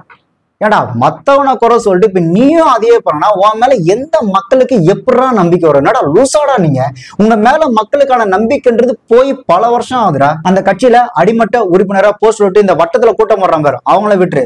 இந்த சீமான் க்ளோஸா இருக்கக்கூடிய இந்த மேல் மட்டத்துல இருக்கக்கூடிய இந்த உறுப்பினர்கள் அந்த கட்சியில முதல்ல ஜாயின் பண்ணும்போது குடிசை வீட்டுல உள்ள வாடகை கூட காசு கொடுக்க முடியாம இருந்தாலும் அந்த கட்சிக்குள்ளே சேர்ந்தான். ஆனா இன்னைக்கு அவன் சொந்த வீடு காரும் சொகுசா இருக்கிறான். அது எப்படி? அது காசு எங்கிருந்து வந்தது? நீங்க இந்த மத்த கட்சியில பத்தி கேள்வி முதல்ல அந்த கேள்வியை உன் கட்சியில கேளு. இப்ப நீ என்ன சொல்லுவ? டிஎம்கே இந்த மாதிரி பண்ணலையா, ஏடிஎம்கே பண்ணலையா, அவங்க பண்ணலையா, இவங்க பண்ணலையா? அவங்களுக்கு எல்லாம் மாற்றா, அவங்களாம் மக்களை ஏமாத்தி கொள்ளடிச்சு சம்பாதிக்கிறாங்க, அவங்களுக்கு மாற்று நாங்க தான் சொல்லி வந்த நீங்களே நீங்களும் இப்போ கொள்ளடிச்சு இந்த மாதிரி சொத்து சேர்த்து தானே இருக்கு. அப்புறம் மக்களுக்கு என்ன மயிரில் உங்க மேல நம்பிக்கை இருக்கும்? இந்த நாம் தமிழர் கட்சியின் வியாபாரம் இனிமே இங்க செல்லாது. முதல்ல அதை புரிஞ்சுங்க. ஏன்னா முதல்ல உங்ககிட்ட உண்மையும் கிடையாது, நேர்மையும் கிடையாது. வாயை திறந்தாலே பொய். அதாவது போற போக்குல ஏதாவது பொய் அடிச்சு விட்டு போயிடுறது. அதுக்காக முட்டு கொடுத்து அந்த தம்பிங்க பாவம். ஏடா என்னைக்காவது முதல்ல இந்த ஒரு சில பேருக்கு வாழ்நாள் ஒரு ஆசை ஒண்ணு இருக்கும்ல, ஒரு வாழ்நாள் ஆசை தான், வாழ்நாள் கனவு தான். எனக்கும் அது மாதிரி ஒரு ஆசைடா. என்னைக்குதான் சீமான் வந்துட்டு உண்மையை பேசுறான்னு பாப்பேன். எப்ப பார்த்தாலும் வாயை திறந்தாலே போய் எவனும் இருக்க முடியாது. அப்துல் கலாம் அவர்கள் வந்து படிச்சு அறிவியல் விஞ்ஞானி ஆகி அணுகுண்டு கண்டுபிடிச்சு பொக்கரன்ல வெடிச்சு இந்தியா வல்லாதிக்கம் என்று பேசிக் கொண்டிருந்தால் அது காமராஜர் திறந்த சாதிதான், பள்ளிக்கூடம் தான். காமராஜர் முதன்முறையாக முதலமைச்சராக பதவியேற்ற 1954ஆம் ஆண்டு அப்துல் கலாம் தனது கல்லூரி படிப்பையே நிறைவு செய்து விட்டார். காமராஜர் முதலமைச்சரான பிறகுதான் அதிக அளவில் அரசு பள்ளிகளை கட்டினார் என்ற நிலையில் பிறகப்படி காமராஜர் கட்டிய பள்ளியில் அப்துல் கலாம் படித்திருக்க முடியும்? தாத்தா காமராஜர் இருந்திருக்கு, அதிகமா எழுதது அண்ணாதுரைம்பாங்க. அண்ணா இருந்ததோ 1969ஆம் ஆண்டு. ஆனால் அதற்கு 6 ஆண்டுகள் கழித்தே காமராஜர் மரணத்தை தழுவினார். அப்படி இருக்கும்போது இறந்து போன அண்ணா எப்படி நேரில் வந்து காமராஜருக்கு காதறி எழுதிருக்க முடியும்? ஓமந்தூர் ராமசாமி ரெட்டியார் பத்தி ஒரு சார். நம்முடைய தாத்தா ஓமந்தூர் ராமசாமி ரெட்டியார் முதலமைச்சராக இருக்கிற போது சென்னையிலிருந்து கோவைக்கு போகிற போது சேலத்துக்கிட்டே வருகிற போது தொடர் வண்டியின் இந்த நொடியில் இருந்து என் மகனுக்கு 18 வயது பூர்த்தியாகிறது. நாங்கள் சென்னையிலிருந்து வர வரைக்கும் கோவை போகிற வரைக்கும் முழு பயண சீட்டு தாங்க. ஓமந்தூர் ராமசாமியுடைய மகன் 12 வயசுல இறந்து போயிடுறாரு. அவர்தான் சேரன் மாதிரி கொடுக்கிற சுந்தரம் படிச்சு பார்ப்பன மாணவர்களுக்கும் பார்ப்பன மாணவர்களுக்கும் தனித்தனியாக பந்தி பரம்பரப்படுகிறது அம்பலப்படுத்துறவர். அவர் தெரியாம சொல்றாரு. நான் 5 வயசுல இருந்து இந்த களத்துல இருக்கேன். 5ஆப்பு படிக்கும் போது இளையான்குடி கடத்தருவுல இருந்து கம்யூனிஸ்ட் கட்சி கொடியை பிடிச்சுக்கிட்டு சிவகங்கை மாவட்ட ஆட்சியர் அலுவலகத்துக்கு விவசாயி போராட்டத்துல பேரணிக்கு போகும்போது சின்ன பையனா கொடி பிடிச்சிட்டு போனது ஞாபகம் இருக்கு. அப்ப இருந்து இருக்கேன். புரியுதா? நான் டீசன்ட் பாலிட்டிஷியன் கிடையாது, டீப் பாலிட்டிஷியன். பாலிஸ்டா பாலிசி செய்யறவன் இல்ல, பாலிடிக்ஸ் செய்யறதும் இல்ல, பாலிசி பாலிடிக்ஸ் செய்யறவன். ரெண்டுக்கு ரொம்ப வேறுபாடு இருக்குது. 5ஆப்பு படிக்கும்போது இளையான்குடி கடத்தருவுல இருந்து கம்யூனிஸ்ட் கட்சி கொடியை பிடிச்சிட்டு சிவகங்கை மாவட்ட ஆட்சியர் அலுவலகத்துக்கு விவசாயி போராட்டத்தில் பேரணிக்கு போகும்போது சின்ன பையனா கொடி பிடிச்சிட்டு போனது ஞாபகம். அப்ப இருந்திருக்கேன். 5ஆப்பு படிக்கும்போது இளையான்குடி கடத்தருவுல இருந்து கம்யூனிஸ்ட் கட்சி கொடியை பிடிச்சிக்கிட்டு சிவகங்கை மாவட்ட ஆட்சியர் அலுவலகத்துக்கு விவசாயி போராட்டத்தில் பேரணிக்கு போகும்போது சின்ன பையனா கொடி பிடிச்சிட்டு போனது ஞாபகம் இருக்கு. அப்ப இருந்து இருக்கேன். நெஞ்சு முழுக்க காயம். யார் வேலுநாச்சியார்? கணவன் உயிரற்ற உடல் மீது சத்தியம் செய்து காய் குழந்தையை தோளிலே உப்பு மூட்டை போல கட்டிக்கொண்டு இழந்த நிலத்தை நான் மீட்டே தீர்வேன் என்று உறுதி எடுத்துச் சென்றால் வென்று முடித்த வரலாறடா தமிழின வரலாறு. வேலுநாச்சியாரின் வரலாறு என்று ஜான்சி ராணி லட்சுமிபாயின் வரலாற்றை சீமான் தவறாக கூறிவிட்டதாகவும், வேலுநாச்சியார் தனது கணவர் இறந்து 8 ஆண்டுகள் கழித்துதான் வெள்ளையர்களுடன் போர் புரிந்தார் என்றும் கூறுகின்றனர். நம்ம முன்னவன்ல ஒருத்தன் கசாப் கடையில கறி வாங்கியிருக்கான். கறியை வாங்கி வீட்டுக்கு கொண்டு போறதுக்கு அவன் கூறுகுறா வெட்டி தானே, சின்ன சின்ன துண்டுகளா வெட்டி தானே கொடுப்பான். அத ஒரு பக்கத்துல இருந்த ஒரு செடியில ஒரு இலைய பறிச்சுட்டு வந்து, பெரிய இலைய அதுல உள்ள வச்சு சுத்தி கட்டி வீட்டுக்கு எடுத்துட்டு போயிருக்கான். வீட்டுக்கு எடுத்துட்டு போய் சரி சமைக்கிறதுக்கு கறியை எடுத்து அலசுவோம்னு பிரிச்சா எல்லா கறியும் மொத்தமா ஒட்டிக்கிடுச்சு. என்னடா வெட்டி துண்டு துண்டா வச்சான் ஒட்டிக்கிடுச்சான்னா இந்த இலையில ஏதோ இருக்குன்னு யோசிச்சாம்பாரு. அவன் தாண்டா பெரிய டாக்டர், MBBS இல்ல MS MD. அவன் தாண்டா ஓடி போய் அந்த செடியை பார்த்து பிடிச்சிட்டான். அதுல இருந்து வந்த மரபு தாண்டா அந்த நோடத்து கட்டுறது. இப்படி நீ பொய் பேசிட்டே இருந்தா எவன் முதல்ல உன மதிப்பான், எவன் கட்சிக்கு வந்து ஓட்டு போடுவான், அதை கொஞ்சம் கூட சிந்திக்க மாட்டேன். உனக்கு அதை பத்தி ஒரு கவலையும் கிடையாது. நீ சம்பாதிச்சிட்ட, நீ நல்லா செட்டில் ஆயிட்ட, உன் ஃபேமிலி நல்லா செட்டில் ஆச்சுன்றதுக்காக உன்னை நம்பி இருக்கிற அந்த கட்சி தொண்டர்களை, அந்த உறுப்பினர்களை கொஞ்சமா நினைச்சு பார்க்கணுமா இல்லையா? இப்போ இந்த ஆள் மேடையாரு சொல்றான், விஜயா இருக்கட்டும் இல்ல ஸ்டாலினா இருக்கட்டும், அவங்க வந்துட்டு பேப்பர் வச்சு படிக்கிறாங்க, துண்டு சீட்டை வச்சு படிக்கிறாங்க அப்படின்றிய நல்லா புரிஞ்சுக்க. அவன் வாங்கினது A4 ஷீட் இருக்குல்ல, அந்த ஒரு ஷீட்டு கூட அவன் உழைப்புனால அவன் சம்பாரிச்சு வாங்கின ஷீட்டு, அவன் சம்பாரிச்சு வாங்கின காசு. ஓகேவா? உன்ன மாதிரி ஓசில வாங்கி படிக்கிறாங்க. இன்னொன்னு, உன்ன மாதிரி கேவலமா போற போக்குல பொய் சொல்லிட்டு போறதுக்கு இந்த மாதிரி பேப்பரை பார்த்து படிச்சுட்டே போயிடலாம். இப்ப நீ மட்டும் அப்படியே மேடை கிளிய பேசி என்ன கிழிச்சிட்ட? பொய் தானே பேசிட்டு சுத்துற. நீ இந்த மேடைக்கு மேட சத்தியத்தின் பிள்ளைகள், கொள்கைவாதிகள், நான் அடுத்தவங்க பொருளுக்கு ஆசைப்பட மாட்டேன், பிறர் பொருளை தொடக்கூட மாட்டேன் அப்படின்னு சொல்லி வாய்க்குசம் பொய் சொல்றிய.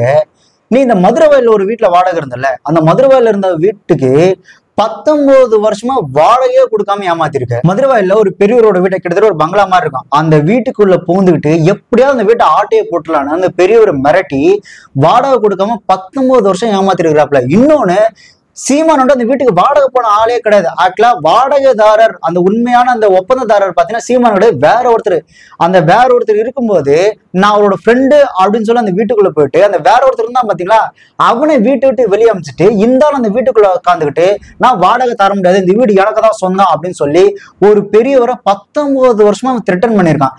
அந்த பெரியவர் 19 வருஷமா சட்ட போராட்டம் நடத்தி அந்த வீட்டை மீட்டிருக்கிறாரு. ஆனா நீ என்ன சொல்ற அப்படின்னா, நான் உண்மையின் மகன், சத்தியத்தின் மகன் அப்படின்னு சொல்ற. ஆக்சுவலா 19 வருஷம் அந்த ஆள் ஏமாத்தினா பாத்தியா, அது அந்த வீட்டு வாடகையோட மொத்த மதிப்பு அந்த ஆள் கொடுக்க வேண்டிய வாடகை எவ்வளவு தெரியுமா? கிட்டத்தட்ட 45 லட்சம். இத அந்த வயசான பெரியவர் பாத்தீங்கன்னா சட்ட போராட்டம் நடத்தி அந்த வீட்டையே மீட்டிருக்கிறாரு. அவர் கடைசியில என்ன தெரியுமா சொல்லியிருக்கிறாங்க, அப்பாவி மக்களின் சொத்தை பறித்து வாழும் வாழ்க்கை ஒரு வாழ்க்கையே அல்ல அப்படின்னு செருப்பால் அடிச்ச மாதிரி சொல்லியிருக்கிறாங்க. இவெல்லாம் என்ன ஜென்மம் இவன்? நீ நான் சத்தியத்தின் மகன், நானா நேர்மையானவன், நானா நேர்மையான ஆட்சி கொடுப்பேன்றிய. நீ ஆட்சி அதிகாரத்துக்கு வராதுக்கு முன்னாடி இப்படி இந்த மாதிரி கேவலமான செயல்ல கொள்ளடிக்க பாக்குறிய. நீ எல்லாம் ஆட்சி அதிகாரத்துல என்னென்ன பண்ணுவ? நீ உண்மையான நேர்மையான மனுஷனா இருந்தா, ஆமா நான் கிறிஸ்தவ மலையாளி தான், நான் கிறிஸ்தவன் தான், நான் மலையாளி தான் அப்படின்னு உன் அடையாளத்தை மறைக்காம நீ நேர்மையான அரசியல் பண்ணிட்டு போயேன். உன்னோட சுயலாபத்துக்காக உன் பேரை முதற்கொண்டு, உங்க அப்பா பேரை முதற்கொண்டு, உன்னோட மாநிலத்தை முதற்கொண்டு மறைச்சு நீ அரசியல் பண்றனா நீ எப்பறம் நேர்மையான இருக்க முடியும்? நீ எல்லாம் கடைசி வரைக்கும் பச்சைத்தனமா அடுத்தவங்கிட்ட பணம் வாங்கிட்டு, அண்ணன் பணம் வாங்கிட்டேன், நீங்க இந்த ரெண்டு பில்லிசுனி பொம்மைங்களும் என்ன பண்றீங்க, அவனை போய் கடிச்சு கொத்துருங்க, அவங்களுக்கு எதிராக பேசுங்க அப்படின்னு உங்ககிட்ட அந்த 2 பில்லிசுனி பொம்மை இருக்குல்ல, அதுல இருக்க முதல் பொம்மை யாருன்னு பாத்தீங்கன்னா ரெட்டநாக்கு விஷம். அது காசு வாங்குறதுக்கு முன், காசு வாங்குறதுக்கு பின் அப்படின்னு சொல்லி ஒண்ணு பேசும். அது ஒரு பில்லிசுனி பொம்மை. 2வது பில்லிசுனி பொம்மை எப்படி அப்படின்னு பாத்தீங்கன்னா, அது பில்லிசுனி, அதுவும் ஒரு விஷ ஜந்து தான். பட் அது பாத்தீங்கன்னா ஹாரன், அந்த பஸ் ஹாரன் மாதிரி. அதுகிட்ட ஏதாவது கேள்வி கேட்டனா இந்த வர வர வர வர வர வர இந்த வர அப்படின்னு சொல்லணும். அந்த 2 பில்லிசுனி பொம்மையை வச்சு நீ கடைசி வரையும் இந்த மாதிரி கேவலமான ஒரு அரசியல் தான், வெறுப்பு அரசியல் உன்னால பண்ண முடியும். தவிர நீ கடைசி வரையும் மக்கள் கிட்ட ஒரு நல்ல பேர் எடுத்து ஒரு நல்ல அரசியல்வாதியா உன்னால இருக்க போறதே கிடையாது. இன்னொரு முக்கியமான விஷயம், அந்த கட்சியில இருக்க நடுத்தர உறுப்பினர் அத்தனை பேருக்கும் தெரியும். ஆனா வெளிப்படையா அவனை சொல்ல மாட்டானுங்க. அந்த கட்சியில இந்த பில்லி சூனிய பொம்மை, அந்த ரெட்டநாக்கு விஷம் இருக்கிறாள்ல, இந்த துரம் இருக்கேன், அவனுக்கு எப்ப அந்த கட்சியில நீங்க முக்கியத்துவம் கொடுத்தீங்களோ அப்பவே அந்த கட்சி நாசமா போச்சு அப்படின்றது அடிப்படை உறுப்பினர்ல இருந்து இந்த நடுவுல இருக்க அந்த உறுப்பினர் வரைக்கும் எல்லாருக்கும் நல்லாவே தெரியும். ஆனா அவனுக்கு வெளிப்படையா சொல்றது இல்ல. அவன் இருக்கிற வரைக்கும் உன் கட்சி மயிரா போச்சு. அப்புறம் இந்த நாம் தமிழர் கட்சிக்கு இந்த பிஜேபி தான் எதிரி, இந்த ஏடிஎம்கே தான் எதிரி, இந்த டிஎம்கே தான் எதிரி அப்படின்னு சொல்லி நீங்களே ஒரு கற்பனையில இருக்கீங்களா? ஆக்சுவலா அதெல்லாம் கிடையாது. நாம் தமிழர் கட்சிக்கு மட்டும் கிடையாது, தமிழ் தேசியத்துக்கும் ஒட்டுமொத்த தமிழக மக்களுக்கும் இருக்கக்கூடிய ஒரே எதிரி சீமான் மட்டும்தான். அதே மாதிரி இவனை மாதிரி ஒரு கேவலமான ஒரு பிரிவியை நம்ம பார்க்கவே முடியாது. இவன் என்ன சொல்றான் அப்படின்னா, இந்த சங்கி அப்படின்ற ஒரு வார்த்தைக்கு ஆக்சுவலா ஒரிஜினல் சங்கி கூட அப்படி ஒரு டெபினிஷன் கொடுக்க மாட்டான், அப்படி ஒரு முட்டு கொடுத்து அப்படி ஒரு விளக்கம் கொடுக்க மாட்டான். இவன் சொல்றான் சங்கினா என்ன, சங்கினா சகத்தோழன் அப்படின்றான். அது எப்போ போய் ரஜினியை பார்த்துட்டு வந்ததுக்கு அப்புறம். ஆனா இந்த வயதான் ரஜினி கேவலமா திட்டுச்சு. ஆனா இந்த வயது போய் ரஜினியை பார்த்துட்டு வந்ததுக்கு அப்புறம் சங்கினா சகத்தோழன் அப்படின்றான். ஒரு பெரிய இது இல்ல. சங்கினா என்னன்னு தெரியுமா உங்களுக்கு? சகத்தோழன், நண்பன் அர்த்தம். இன்னொரு ஸ்டேஜ்ல பார்ப்பான் அப்படின்னா, பார்ப்பான் தப்பு, பார்ப்பான் எல்லாரையும் சமமாக பார்ப்பான், அதனால அவன் பார்ப்பான்றான். சாதிகள் இல்லை எடி பாப்பா, அவன் பாப்பான், இவன் பாப்பான். இவன் சாதி பாப்பான், அவன் சாதியை பார்க்க மாட்டான், ஆனால் அவன் பார்ப்பான். ஏன் பார்ப்பான்? அவன் மனித குலத்தில் எல்லோரையும் சமமாக பார்ப்பான், அதனால் அவன் பார்ப்பான். அவன் கூட அவ்வளவு இவ்வளவு டெப்தா போய் முட்டு கொடுக்க மாட்டான்டா நீ. ஆனா பரவாயில்ல, வாங்கின காசுக்கு நீ இறங்கி ஒரு முட்டு கொடுத்து செய்யற பாத்தியா, வேற லெவல். நீ யோசிச்சு பாருங்க, இவங்க ஒரு கிறிஸ்டின், ஓகேவா, இவர் பேர் சைமன், ஆனா பேர் சீமான் மாத்திட்டாப்ல, பேரு ஓசி. ஆக்சுவலா இவங்க தாத்தா ஒரு மலையாள கிறிஸ்டின், அவங்க மலையாளி, கேரளா, ஓகேவா. சோ இப்ப இந்த இருக்கிற ஸ்டேட், அந்த ஸ்டேட்டு ஓசி, பேரும் ஓசி, ஸ்டேட்டும் ஓசி. அப்புறம் இந்த அரசியல் கட்சி நடத்துறாருல, அந்த கட்சி சீபா ஆதித்யநாதோட கட்சியும் ஓசி. இவரு சாப்பிடுற சாப்பாட்டுல இருந்து வாழ்ற வாழ்க்கை வரைக்கும் மத்தவங்க போட்ட திருநிதி. சோ அந்த சாப்பிடுற சாப்பாடு, வாழ்ற வாழ்க்கை, அதுவும் ஓசி. இப்போ ஓசி பேரு, ஓசி மாநிலம், ஓசி கட்சி, ஓசி சோர்னு இருக்கும் போதே இவ்வளவு பேசுறியே, நீ எல்லாம் உழைச்சி சம்பாரிச்சு கொஞ்சம் நேர்மையா இருந்துட்டு அவ்வளவுதான் போல இருக்கு, உன்னால கையிலேயே பிடிக்க முடியாது. இந்த ரஜினி முருகன்ல வர அந்த 7.5 முக்கான் அப்படின்னு ஏற்கனவே சொன்னதுல, அது இன்னொரு இடத்துக்கும் பொருந்தும். அந்த படத்துல கிளைமேக்ஸ்ல பாத்தீங்கன்னா சமுத்திரக்கணி அந்த 7.5 முக்கான் கேரக்டர் பாத்தீங்கன்னா உட்காந்து அழுவோம், ஏயா எனக்கு உரிமை இல்லையா, என்னை யாரும் கேட்க மாட்டீங்களா, நான் இவ்வளவு அழுவுறேன் கஷ்டப்படுறேன், என்ன யாரும் ஒரு வாரத்துக்கு சொல்ல மாட்டீங்களான்னு போது அங்க இருக்கிறவங்க என்ன சொல்றாங்கன்னா, டேய் உனக்கு உரிமையெல்லாம் இருக்கு, ஆனா அது இங்க இல்ல, உன் ஊரு வேற, அங்க போடா அப்படின்னு சொல்லி தொடச்சு வச்சிருவாங்க. கிட்டத்தட்ட அதே மாதிரி தான் நீ கத்துறது எல்லாம் சரிதான், ஆனா அது நீ போய் கேரளால, அதாவது மலையாளத்துல போய் அங்க போய் கத்து, எதுக்கு இங்க வந்து கத்திட்டு இருக்கிற, இங்க பிரச்சனை நாங்க பாத்துக்கிறோம். நீ இந்த ஏமாத்தி பொழப்பு நடத்துறது அதெல்லாம் கூட ஒரு பக்கம் இருக்கட்டும், பொய் பேசுறது கூட ஒரு பக்கம் இருக்கட்டும். ஆனா சோசியல் மீடியா இவ்வளவு டெவலப் ஆனதுக்கு அப்புறம் கூட நம்ம இஷ்டத்துக்கு போய் பேசலாம், இங்க எந்த மயிரா நம்மளை கேட்க போறான்ற தைரியத்துல இவ்வளோ பண்றிய, அப்போ உனக்கு எவ்வளவு தைரியம் இருக்கும். இந்த ஆனாவனா நீ சொல்லுவல்ல, இது தமிழனுக்கும் தெலுங்கனுக்குமான போர், இது தமிழனுக்கும் மலையாளிக்குமான போர், இது தமிழனுக்கும் கன்னடக்குமான போர், இது தமிழனுக்கும் மராட்டிக்குமான போர் அப்படின்னு சொல்றல. இப்போ சொல்றேன், கரெக்ட், இது தமிழ் மக்களுக்கும் செபாஸ்டியன் சைமன் அப்படின்ற சீமானுக்குமான போர் தான் இனிமே இருக்கும். நீ அடிக்கடி ஒண்ணு சொல்லுவல, போர் தமிழனுக்கும் தெலுங்குக்குமான போர், தமிழனுக்கும் மராட்டிக்குமான போர் அப்படின்னு சொல்லல. கரெக்ட், இனிமே போர் தான் தமிழ் மக்களுக்கும் தமிழ் மக்களை ஏமாத்தி வாழ்ற சீமானுக்குமான போர்.